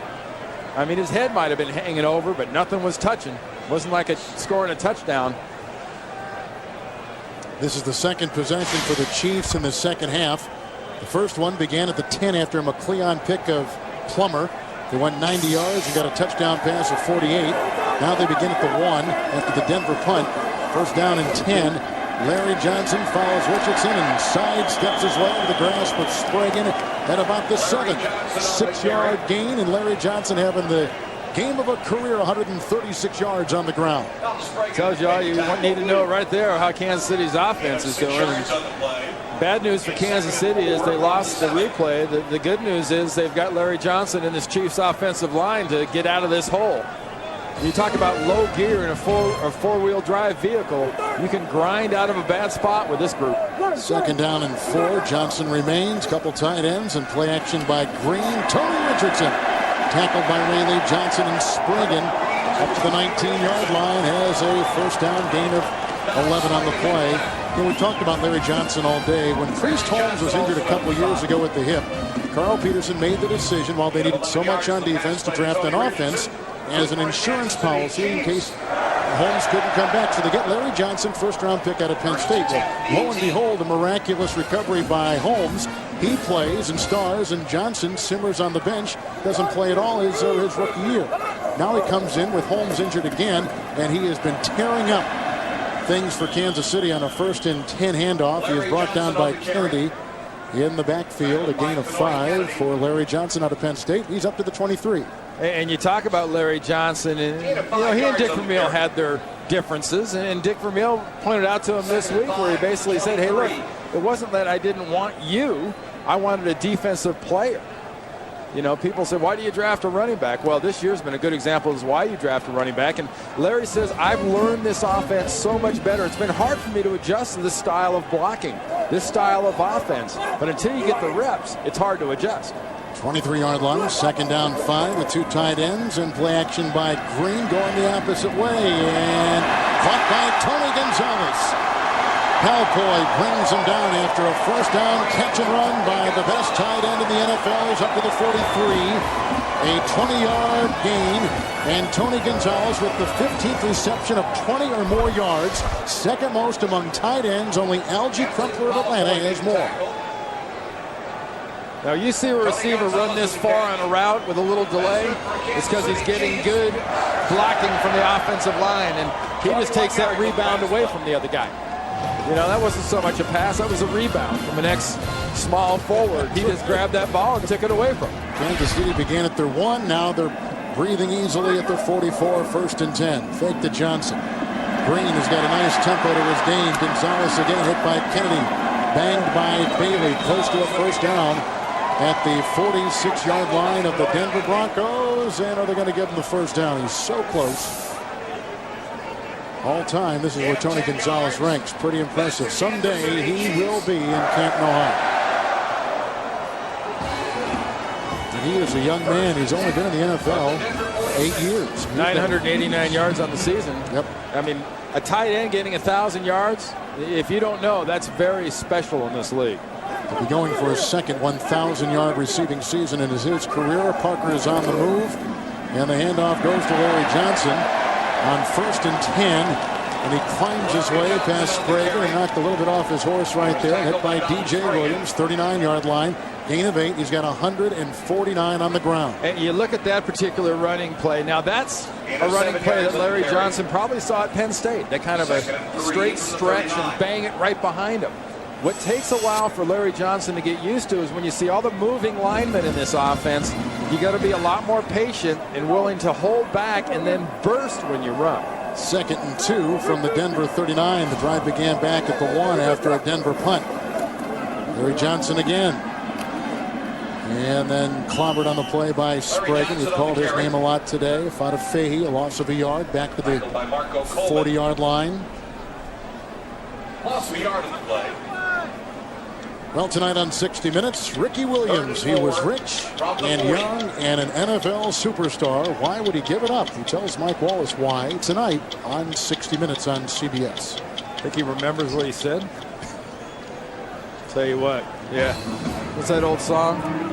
Ricky, don't lose that number. I'd keep that Miami number on my speed dial on my phone. You may someday decide you want to pass a drug test. Here's the blitz, and Green trying to beat it, and he looks for Hall, who is working on Champ Bailey one-on-one on the corner, incomplete on that 3rd and 4. Flag is down. Looks like it's on Denver. I got to tell you, Randy, in watching Denver today, it is hard to believe how flat they have been in such a big game. Illegal use of the hands to the face against an eligible receiver. Defense, number 24. 5-yard penalty, automatic 1st down. I mean, 7 penalties for 70 yards, and mistakes like that. 2 Plummer interceptions, and I mean, flat. Well, and the funny thing is, the first finger people usually point at is the coach. And having been in these situations, I can tell you, these situations aren't coach related. If you can't get fired up and get ready to play in these situations late in the season, going for a playoff berth, then you don't deserve to be in these situations, and you don't deserve to be on teams like this. And I think that's one of the decisions left to make in Denver is who's showing up and who isn't. Two tight ends, 35-yard line. Johnson on 1st and 10, brought down by DJ Williams in a gain of 2. As Williams takes down Johnson. We said before Williams might be the defensive rookie of the year in the National Football League. They mark the ball at the 33. And I've heard stuff and I've read things, out of Denver about, Mike Shanahan is 10 years in Denver and his message has gotten stale and yada, yada. What message has gotten stale? How many messages out there come from guys that have won back-to-back Super Bowls? How does that get stale? You might get complacent, but that doesn't get stale. 2nd and 8. They got to get to the 35. Two tight ends out there for the Chiefs. Dunn is in motion. Green facing another all-out blitz. Throws to Parker, who dances on the sideline and slips, and he's out of bounds at about the 30 on a gain of 2. Flag is down again. Parker caught his first career pass in this game and his first career touchdown in this game. Last drive the Chiefs had it 48 yards through the air from Trent Green. Green, by the way, has had another sensational season, a Pro Bowler with 4,000 yards last year. He'll probably, staying healthy, will go for 4,000 this year. Against both teams on the play. Illegal shift, offense number 18. By rule, this penalty will be disregarded. Also on the play, personal foul, roughing the passer, contact with the helmet of the quarterback, defense number 56. By rule, this penalty will be assessed 15 yards, automatic first down. That is Al Wilson, who is called. Here comes Al Wilson. Helmet under the chin. And granted, players don't come with air brakes. And we look at things sometimes at like 3/4 speed, and it's hard to say, well, maybe you could slow down. Well, they can't slow down, but you have to know coming in, you just can't hit a quarterback high. Heck, you can't hit a quarterback semi-late, much less high. 9 penalties, Randy, that ties a season high in the Denver Broncos. They're not done yet. Well, they got a long way to go in the 4th quarter. Coming up, down 35-10. We'll return to Kansas City, where it's below 0. After this message and a word from your local station. Broncos came into today controlling their own destiny, although tied for 6th in the playoff race with Baltimore, both at 8-5 because of common opponents.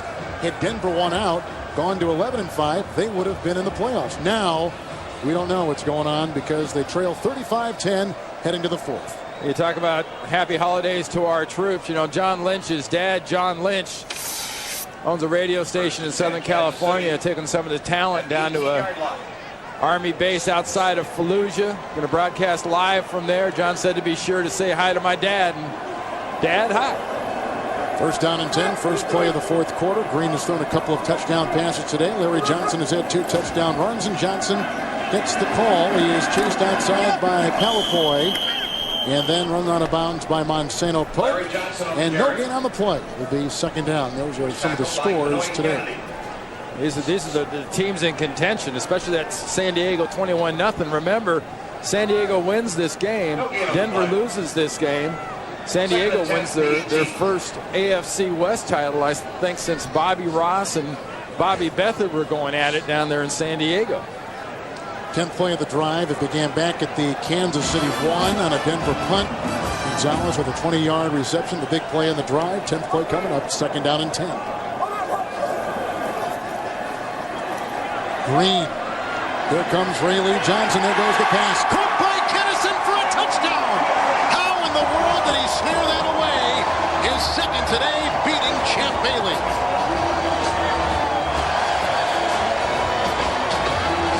Kevin, you know what that's about? That's about training camp. That's about practicing in this offense for all this time.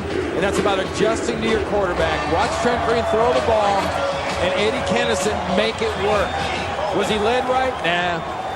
He just kind of stopped, used his body against Champ Bailey, scooched up against him, and Bailey couldn't get around him. Great day for Kennison. 3 touchdown passes by Green, and Tynes tacks on another. Well, Denver was the team with something to play for today, but Kansas City has steamrolled them. Kennison, 2 touchdown receptions, and the Chiefs 42-10 over the Denver Broncos.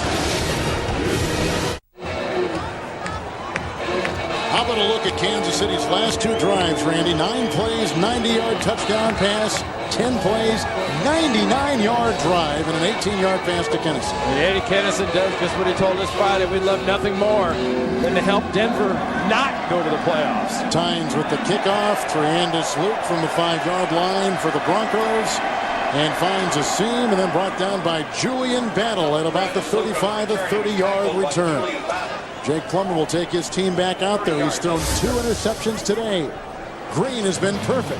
3 strikes to the end zone. 2 to Kennison. 42-10 Kansas City. The NFL on CBS is sponsored by Canon, the official camera, binocular, and photo printer of the NFL. Gap, how do you share it? And by the coldest tasting beer in the world, Coors Light, the official beer sponsor of the NFL and Super Bowl 39.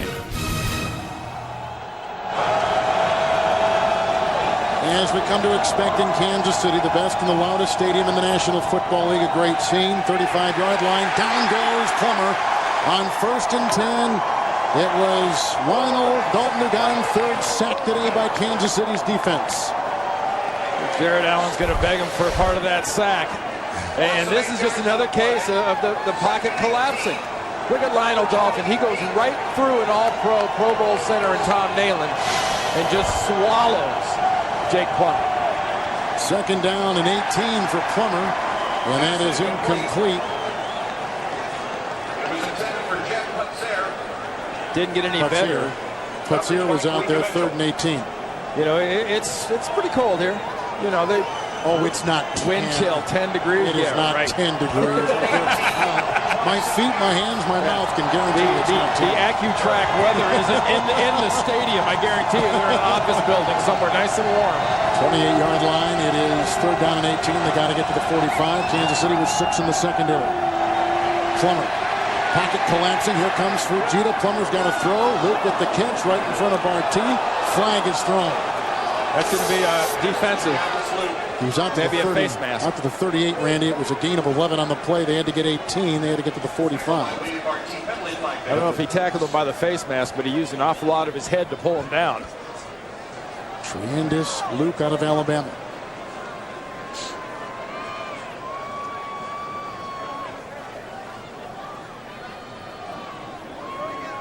So you can't say enough about the great job all our camera people and all our crew do in this kind of weather. I mean, amazing. The fans are jumping up and down and enjoying this weather, but our guys are really being toughing one out. Foul, unnecessary roughness, defense number 24. Grabbed the helmet opening and took the player to the ground. 15-yard penalty, automatic first down. And that's William Bartine. It's a first down for Denver. A helmet opening is the same as a face mask. See the helmet opening, the top of the helmet there? Didn't get the mask, got the opening of the helmet, and threw him down on the ground.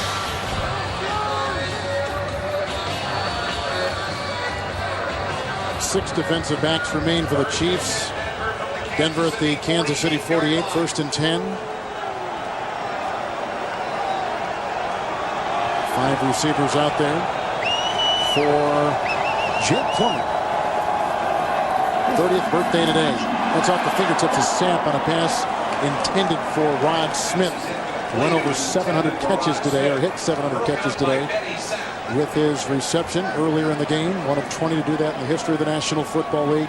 It'll be 2nd down and 10. And you see what's happening playoff-wise. And, you know, Buffalo is having a heck of a day. Jacksonville plays at Green Bay later. Denver's getting stomped.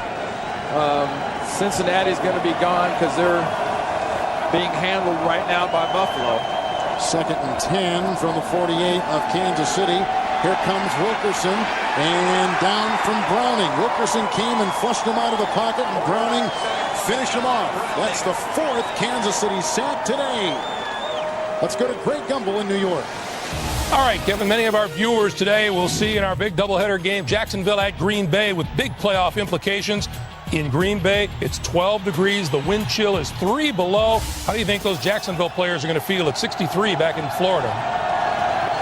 3rd and 10. Plummer is on the move, being chased. He's got to get to the 38, and he's shy of the first down as he runs out on his own accord. A 7-yard scramble for Jake Plummer. So now they're at the 41. They got to get to the 38, and it is 4th down. 4th and 3. You know, for as maligned as this Chiefs defense has been all year long, this defensive line, you know, Lionel Dalton and Sims and Jared Allen and Hicks up front, they have brought some serious heat against this Denver offensive line, and Jake Plummer in particular. Jones is in. There are 2 tight ends, and Plummer down the side and looking for the lead. Coverage on the play by McLeon. And on downs, Denver has to turn it over again. Now, once again, who was the playoff team coming in here? Because it sure as heck can't be Denver. Jamaica, ooh, I wanna take you to Bermuda, Bahama, come on, pretty mama, Key Largo, Montego, baby, why don't we Nothing like the Beach Boys when it's 10 degrees here in Kansas City. Oh, yeah.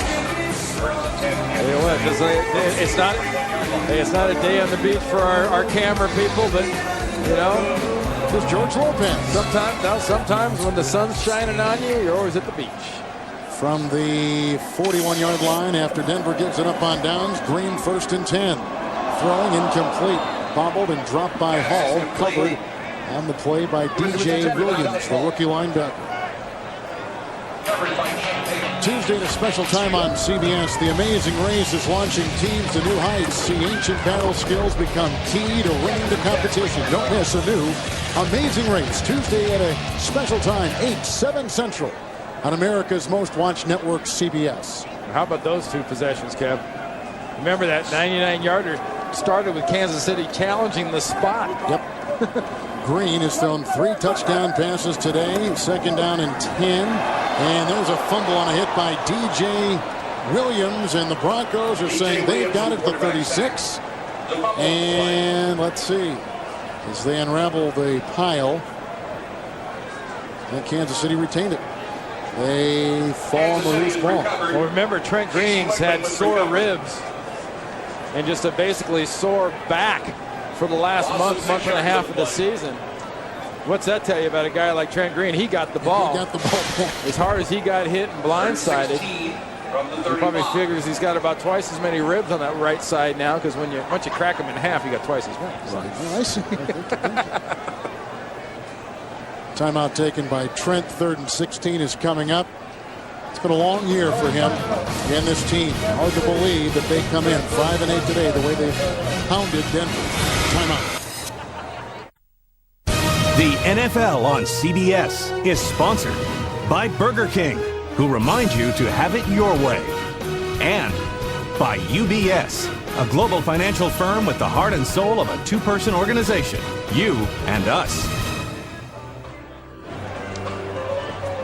Chiefs have just taken a timeout, and they're now out of timeouts here in the 4th quarter with 11:42 to play with Randy Cross, Kevin Harlan, our entire frozen crew.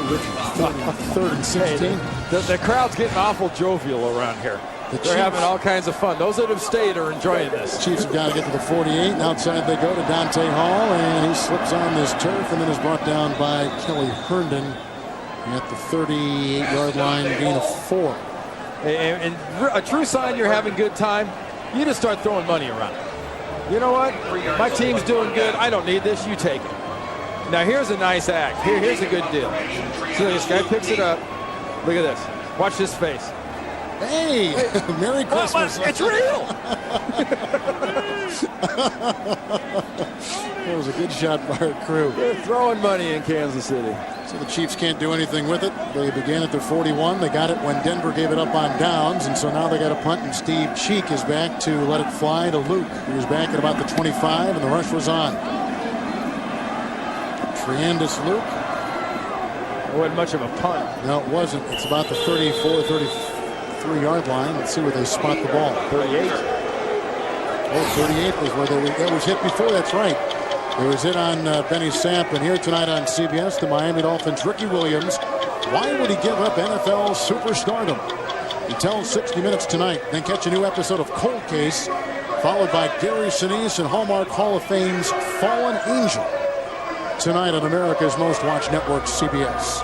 There's some fascinating stuff on the NFL Today earlier today of that interview with Mike Wallace and Ricky Williams. But, you know, and I'm going to watch it. But after that, I'd rather Ricky just go away. You know, go, you know, get in your yoga position and almond your tail off, but just go away. 37-yard line. 1st and 10. They dump it off, and Tatum Bell. He got a block from Nalen. He gets a block from Hamilton. He's on the fly. Carswell trying to give him a block, and he's being chased by Wesley, who pounds the ball away. It's loose in the end zone, and then out of the end zone, a touchback. What a play!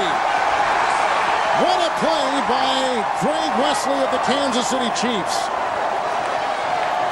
who has been injured with a hamstring.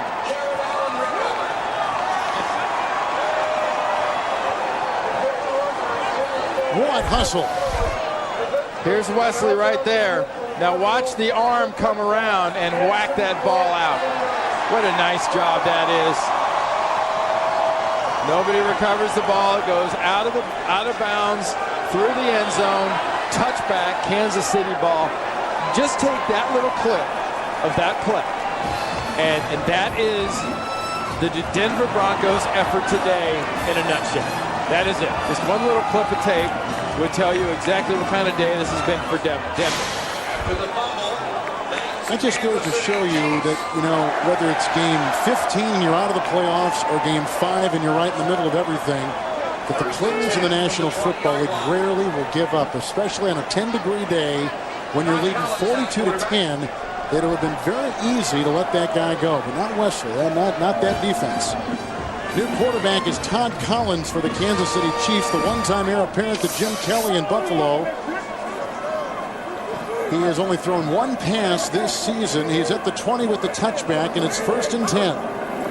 He played at the University of Michigan. He hands off to Larry Johnson, who is strung out, and then out of bounds. He runs out of real estate, running across the way, and a loss of 2 back to the 18-yard line. Todd Collins has thrown 22 passes in the last 6.5 seasons after Trent Green relieves the reign of quarterback today after a 3-touchdown, no interception performance. Another beauty by Trent Green. 16 of 19. Wow.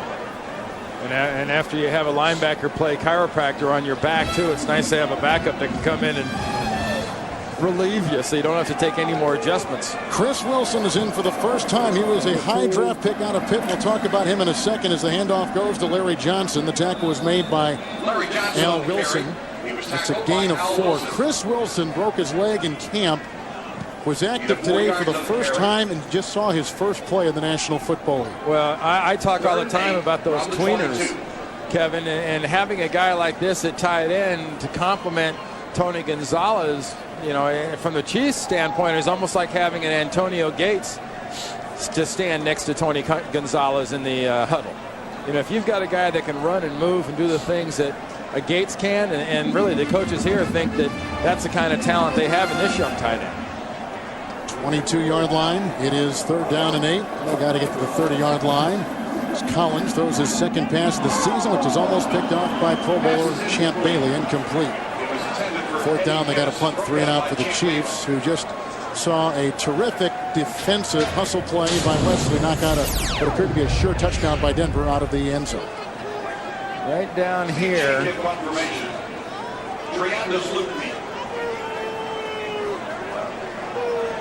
San Diego in the AFC West.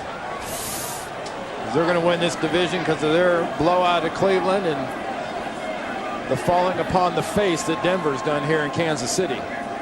Steve Cheek to punt. Brandis Luke is back at the 45 for the Denver Broncos, and this is a high-hanging punt, which Luke will field at the 45, and he was slowed up by Bartine, hit by Omar Easy and Fred Jones. They'll mark him just shy of the 45-yard line, a 33-yard Steve Cheek punt.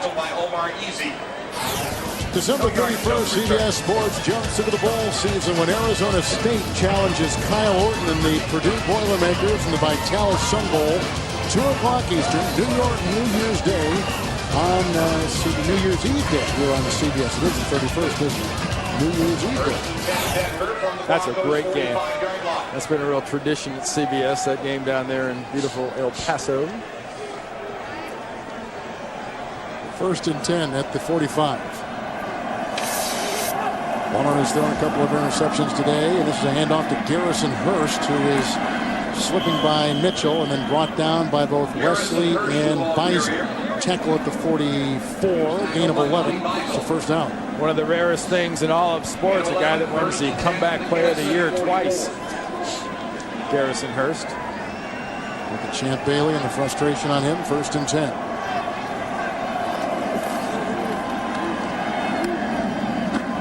And that is caught at the 36-yard line by Putzier.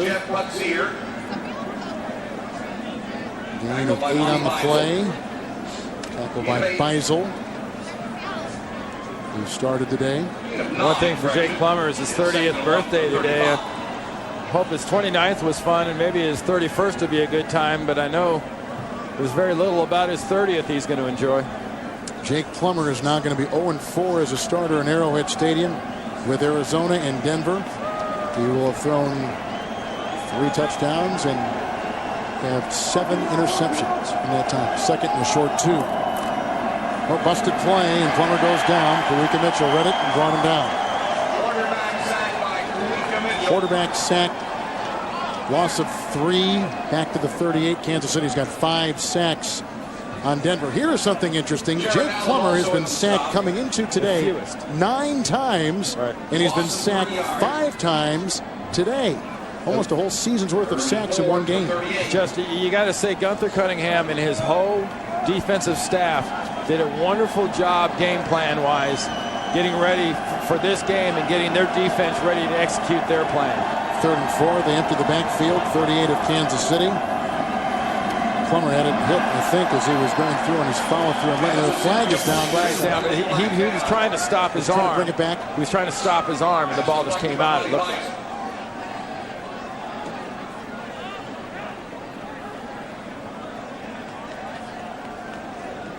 It's on Denver. I didn't see it glance off a lineman, did it? Because if it glances off a lineman, it's an eligible receiver. Offense, number 78. 10-yard penalty. Repeat, 3rd down. Lepsis, who, by the way, was a college tight end, so maybe there was... No, it wasn't Lepsis, was it? Yeah, Lepsis. No. Lepsis. Malin. No. Lepsis, the left tackle, throws Beisel down to the ground, is what happened on the play.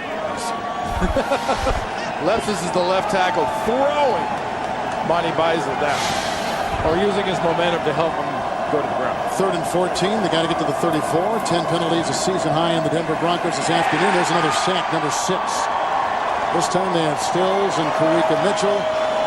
It's back at the 43-yard line, 42-yard line, a loss of 9. Boy, in my opinion, collecting a paycheck should be optional tomorrow in Denver, because you've got a lot of people that haven't exactly earned their entire paycheck today. If it's all judged on how you play on Sunday, tell you what, a lot of Mike Shanahan's football team has really played extremely poorly today. Jimmy Wilkerson was also in on that sack for Kansas City. 3 guys plowing in on Plummer. Got a punt again. Kansas City 6 sacks today, a season high. Dante Hall retrieves the punt, 17-yard line, and finds a little running space on the side. There was a good block, and the punter brings him down. His former teammate Jason Baker with the tackle, a 26-yard Hall return, a 40-yard punt by Jason Baker. Coming up next, Byron Leftwich and the Jaguars need a win to stay in the hunt, while Brett Favre and the Green Bay Packers can clinch a postseason spot with a win, or the Titans take on the Raiders. Check your local listing for the game, time, in your area. There is a Chiefs player down. 33-yard line. Stay tuned for this second game with Jacksonville and Green Bay, because, folks, if you like late season scenes, there isn't a better late season scene than Green Bay, Wisconsin this time of year. Now with Denver, New York, Denver losing San Diego winning, New York winning. Here's what the in the hunt looks like, and in the hunt's getting awfully tight. Buffalo's up by 20 points over Cincinnati in the fourth quarter. So they're about to take a step up in the hunt. But, you know, as nice as that look and as good as those records look, you only get 6 playoff spots. And there won't be a more disappointed Denver Bronco than that guy right there, Rod Smith. He and Ashley Lee and most members of that Denver Broncos offense never really got a chance to get on track. The Chiefs will now notch their 15th consecutive win in December at home. And they have gone 17-1 overall. Last loss here for the Chiefs in December was against the Indianapolis Colts in mid-December '96. And Benny Sapp was the player down, but he is up, running off under his own collar. And that's the X factor they talk about here. And he was heard from early on the game's opening kickoff. Dante Hall had a 97-yard kickoff return. You know, rarely, Kevin, an opening play can sort of set to the tone to some degree, but it usually is a nice little icebreaker. That opening kickoff almost defined this game from the very beginning. Omar Easy is the new running back in there for the Chiefs from the 33. It is 1st and 10, and Collins going deep, and it's caught by Kennison. He slips by Herndon, run out of bounds by Kenoy Kennedy at the Denver Bronco 25, a 42-yard strike. Collins to Kennison. That gives Eddie Kennison now 101 yards receiving, 7 catches, 101 yards, 2 touchdowns. What a game. Remember, this is a guy that went to Denver. Some bad blood between him and that organization in Denver.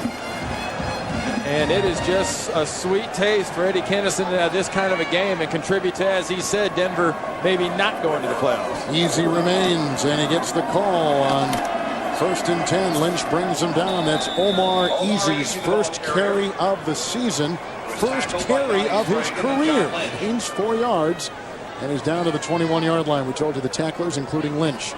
They gave Seattle a loss here to move them to 7-7. You look at what's going on there. You should know Dallas is now trailing Philly 12-7, so they found a way to get ahead of Dallas. And it's not real pretty once you go below Atlanta now, is it, Kev? No, it is not. But that's the NFC. Yeah, I mean, Seattle and St. Louis, neither one of them deserves to win the division. This year there should be no representative from the NFC West. They ought to give that spot away. Kind of like the Big East and the BCS. 2nd down 6 from the 21, and Collins going to the end zone for Parker, knocked away at the last second beautifully by Herndon. Could you see that happening, though? Just take away a playoff spot? You know, just say, no, sorry, you guys just aren't. All things considered, God bless you. You might have, no, not this year. The cold has crept into your brain. I can see here. We got some bad stuff going on. The last 2 games here for Dick Vermeil and his Kansas City Chiefs. Going to San Diego. Those Raiders. Oof. Boy, last week. We saw them in Atlanta, I know it. 3rd and 6 for Todd Collins, taking the place of Trent Green. We had a very full afternoon. The blitz is on. The throw is incomplete. Looking for Kennison, who was covered by Rock Alexander. Collins was drilled by Lynch. 4th down. Chiefs will try for 3. And this game has a feel of like being down to the last 25 seconds, but there's 5 minutes and 35 seconds left in the ball game. There's Denver's last 2 games, and they've got to beat Tennessee and hope Indy's clinched everything in their grasp and doesn't play half their team. Here's in week 17. Here's Lawrence Tynes, who has hit 9 consecutive field goals and knocked his number 10, drilling it home from 39 yards away. 5.5 to play, a 2-interception afternoon for Jake Plummer.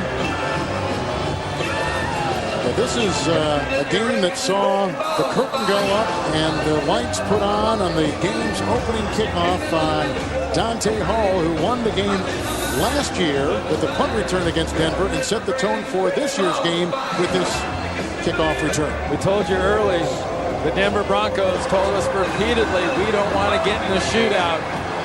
And this set the tone of a shootout from the very, very beginning. Sorry, it's not going to be methodical. It's going to be hyperventilating and running for your life the whole game. Scoring drive. 46 yards, 5 plays. Good day for Dante Hall. Second kickoff return for a touchdown this season. The executive producers of the NFL on CBS, Sean McManus and Tony Petitti. Today's game produced by Bob Monsbach and directed by Suzanne Smith, the senior producer of CBS Sports. And the NFL Today is Eric Mann. The director is Bob Matina. The coordinating producer of CBS Sports is Harold Bryant. The associate directors of today's game, Fred Johnson and Jonathan Siegel. There's Andy Italiano right there from Martha's Vineyard. The broadcast associate, good job by Andy Freeman. The technical manager is Doug. I've got hand warmers for you, Freedom. The technical director is Chris Romanek from Toronto. This is his kind of weather today. And the audio supervisor, Dave Grunvig. Special thanks to statistician Pat McGrath and Gary Brown. The kickoff by Times, and Luke gets it brought down by Omar Easy, but initially hit by Keelan Fox. And the return is to about the 37-yard line, a 15-yard return. And Fadafehi getting up very slowly for Denver. Remember our keys for Denver, you're going to live by the run, you're going to score by the pass. Well, they didn't get a chance to run very much early, and they got a chance to score a lot. No rushing touchdowns, one passing. And look at Kansas City and the job that Kansas City defense has done. And the sacks aren't on there. 6 sacks for the Kansas City defense. Plummer had been sacked 9 times all season. Today, sacked 6. Handoff to Drones on 1st and 10. And Pitson pokes his way up before he is met by Wesley and brought down. 14-yard gain down to the Kansas City 47. That play by Wesley, by the way, still resonates in my mind, the way he knocked it away from Tatum Bell, who was rolling in for a touchdown and then lost it at the 1. It was kicked in and out of the end zone for a touchback by the punch move by Wesley. 1st and 10. It's caught by Ashley Lilly, who's had a very quiet afternoon, and ushered out of bounds by McCleon and Hartz at the 47-yard gain. It really, everyone looked to Jake Plummer to sort of pull out of the nosedive this offense has been in and his stats have been in, and this is his last 3 weeks. It's just, wow. Very un-Jake Plummer-ish, very un-Denver Bronco-ish. And a lot of that's tied to the fact also that, today, the offensive line played terrible for Denver. And the offense in general had a brain cramp. And 2nd down 3. Look at the run by Drones, who is drilled in the secondary by Wesley. As a 1st down is to the 24. And a gallop of 16 yards. So on this drive, 14-yard gain, 16-yard gain by Drones. Most of those yards in the last 2 carries. Of his 27, see? 24-yard line, 1st and 10. Plummer. Here comes Ciabi, and there goes Drones, his 2nd drop pass today. Coverage by Kearon Fox. And a little bit slow to get up. Well, if you're Kansas City, Randy, do you stay pat and see a flourish toward the end of the season? Do you completely revamp your defense? Do you tinker on offense? I mean, if you're Dick Vermeil with the year left on your contract, how do you handle this preseason? Well, this coming off season? Off season, excuse me. I think you touch nothing on your offense. You may adjust your running back position a little bit. You've got 3 pretty good running backs. You don't necessarily need that. You need to address your defense very much.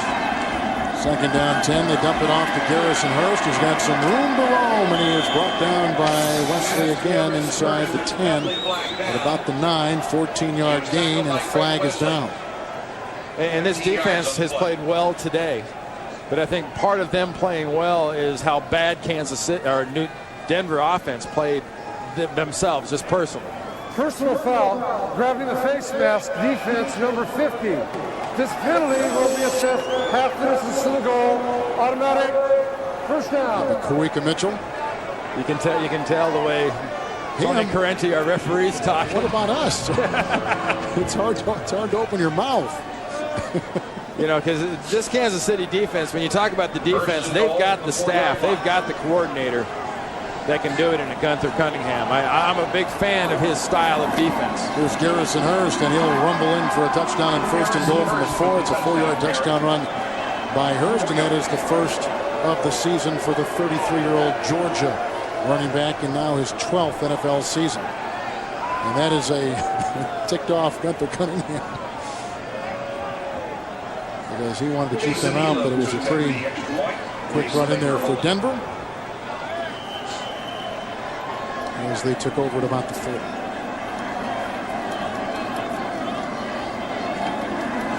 They had basically a full house in the stadium this afternoon. I mean, it was there were not many empty seats, which was pretty surprising, because the Vermeil's team, for all intents and purposes, out of the playoff race.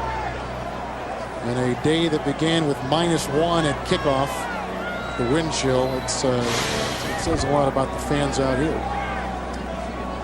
As you can see, that scoring drive capped by Garrison Hurst in a 4-yard touchdown run, and we're down to 4:13 to play in the game. That drive is what you call too little, too late. Well, next, Jacksonville will take on Green Bay. We know in Green Bay it is in the single digits game time, and you know, up further north you get the darker. The sun's down. Oh, the sun's down. It's basically a night game right now. What time is it now? It's a little after 3 o'clock here in the Central Time Zone. Up there, the sun is setting in Green Bay. But don't worry, folks. If you watch, there'll be plenty of idiots without shirts on. There'll be plenty of folks out there without. Is that a muck? What is that? Is that a muckluck? Is that what they call those? It looks warm, whatever the heck it is. I wish we had a couple of those up here. In Green Bay, obviously, they can get that win against Jacksonville tonight. They'll clinch themselves a playoff spot. There you go. Tell you what, Scooter, I hope the guys at work can see you now, because when you show up with pneumonia 2 days from now, you don't know why. Look at that. They got the right idea there. Blankets and hoods. That's the value of age and experience. Youth and beer, age and experience. All right, Elam is going to try the onside kick here. And gets it on a bounce, and it's caught by Eddie Kennison, the ex-Bronco. Now he's going to have some room to float up here, and he gets by Rock Alexander, who then spins himself around and gets back in a tackling position and brings down Kennison at the 12-yard line. That is a 31-yard return with the Alexander tackle. Eddie Kennison has had some kind of day with 2 touchdown receptions and over 100 yards receiving. Just a smart play. This game's balls put up in the air by Elam. Eddie Kennison says, the heck with the guys covering. I've got it first. There's a guy that has really worked his tail off. And, you know, normal situations, you'd say this is just take a knee. But I'm not sure with 4 minutes to go. You know, you've only got so many backup players in the NFL. You've only got a couple of backups in there, period. I think this is just still run your offense, run the ball, and check their water. First down and 10 from the 11. Omar Easy with a carry following Richardson block. And he's brought down by Kenoid Kennedy and headed off with the pass by Al Wilson. It's a loss of a yard on the play. Kansas City is out of timeouts. Denver has 3 with under 4 to play in the game. Larry Johnson with a terrific day in his first start in the NFL. And for those of you that might be tuning in here late to see the beginning of maybe the Green Bay game or something, but you know, 8-5 Denver playing 5-8 Kansas City. But today the playoff-worthy looking team was definitely the Kansas City Chiefs with Larry Johnson in a defense that has multiple sacks of Jake Plummer. Second and 11 at the 12. This is Omar Easy again, and DJ Williams slows him up, and then he is hit by Palapoy and Lynch. Gain of a yard to about the 11-yard line. You asked Dick Vermeil about his future. We've had to wrap up this Kansas City team, and this will be their 3rd consecutive win, and a nice little flourish for the coach of the Kansas City Chiefs, Dick Vermeil. I tell you, I don't think there's a guy. I know there isn't another guy in sports, but I'm not knowing if there's another person, a leader in business, that genuinely loves and cares the people he works with more than Dick Vermeil. I mean, he legitimately loves and cares for the guys he works with. It's amazing. Sometimes, you know, too much, because he falls in love with players he may want to get rid of. But 3rd and 10. Collins hit by DJ Williams at about the 8. Gain of 4. And now it is 4th down And the offense looks like it's going to stay on the field. And they'll take it, I'm guessing, down to the 2-minute warning. They can definitely do that. There's about a 6-second difference between the play clock and the game clock. Trent Green had 3 touchdown passes today. Jake Plummer had 2 interceptions. And the Chiefs, with Larry Johnson's 2 rushing touchdowns, leading 45-17.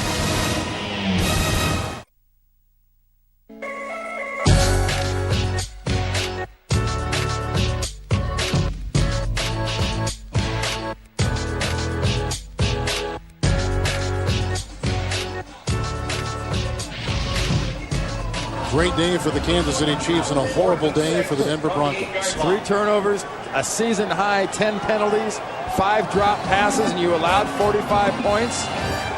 These guys ought to have to walk home. There's a 4th and 6 from the 8. Omar Easy.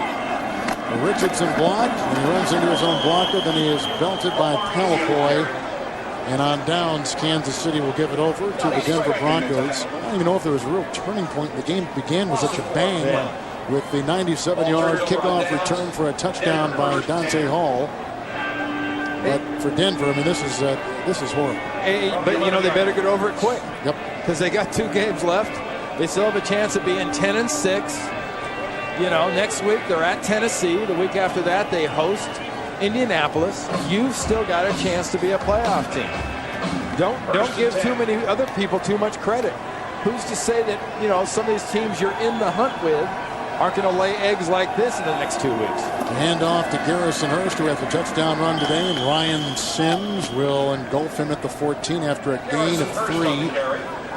All of you will go to, or most of you will go see Green Bay and Jacksonville. Green Bay wins, they clinch a playoff slot. There's a funny situation with that bad weather up there. You know, real cold, snow, wind. But Jacksonville's got such a good defense, especially against the run. Brett Favre and the Packers are going to have to pass to move the ball against them. And how Leftwich and that football team deals with those conditions, that'll be a first for a lot of them.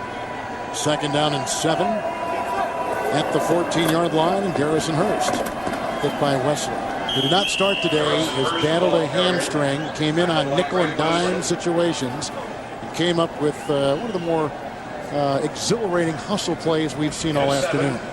Chasing Tatum Bell inside the 5, punching the ball through, and it looked like a touchdown, and went in and out of the end zone for a touchdown. Kevin, you know, we talked about Dick Vermeil and how much he loves his players, and I don't see that as being a fault, but let's be honest, this is an audition for these guys.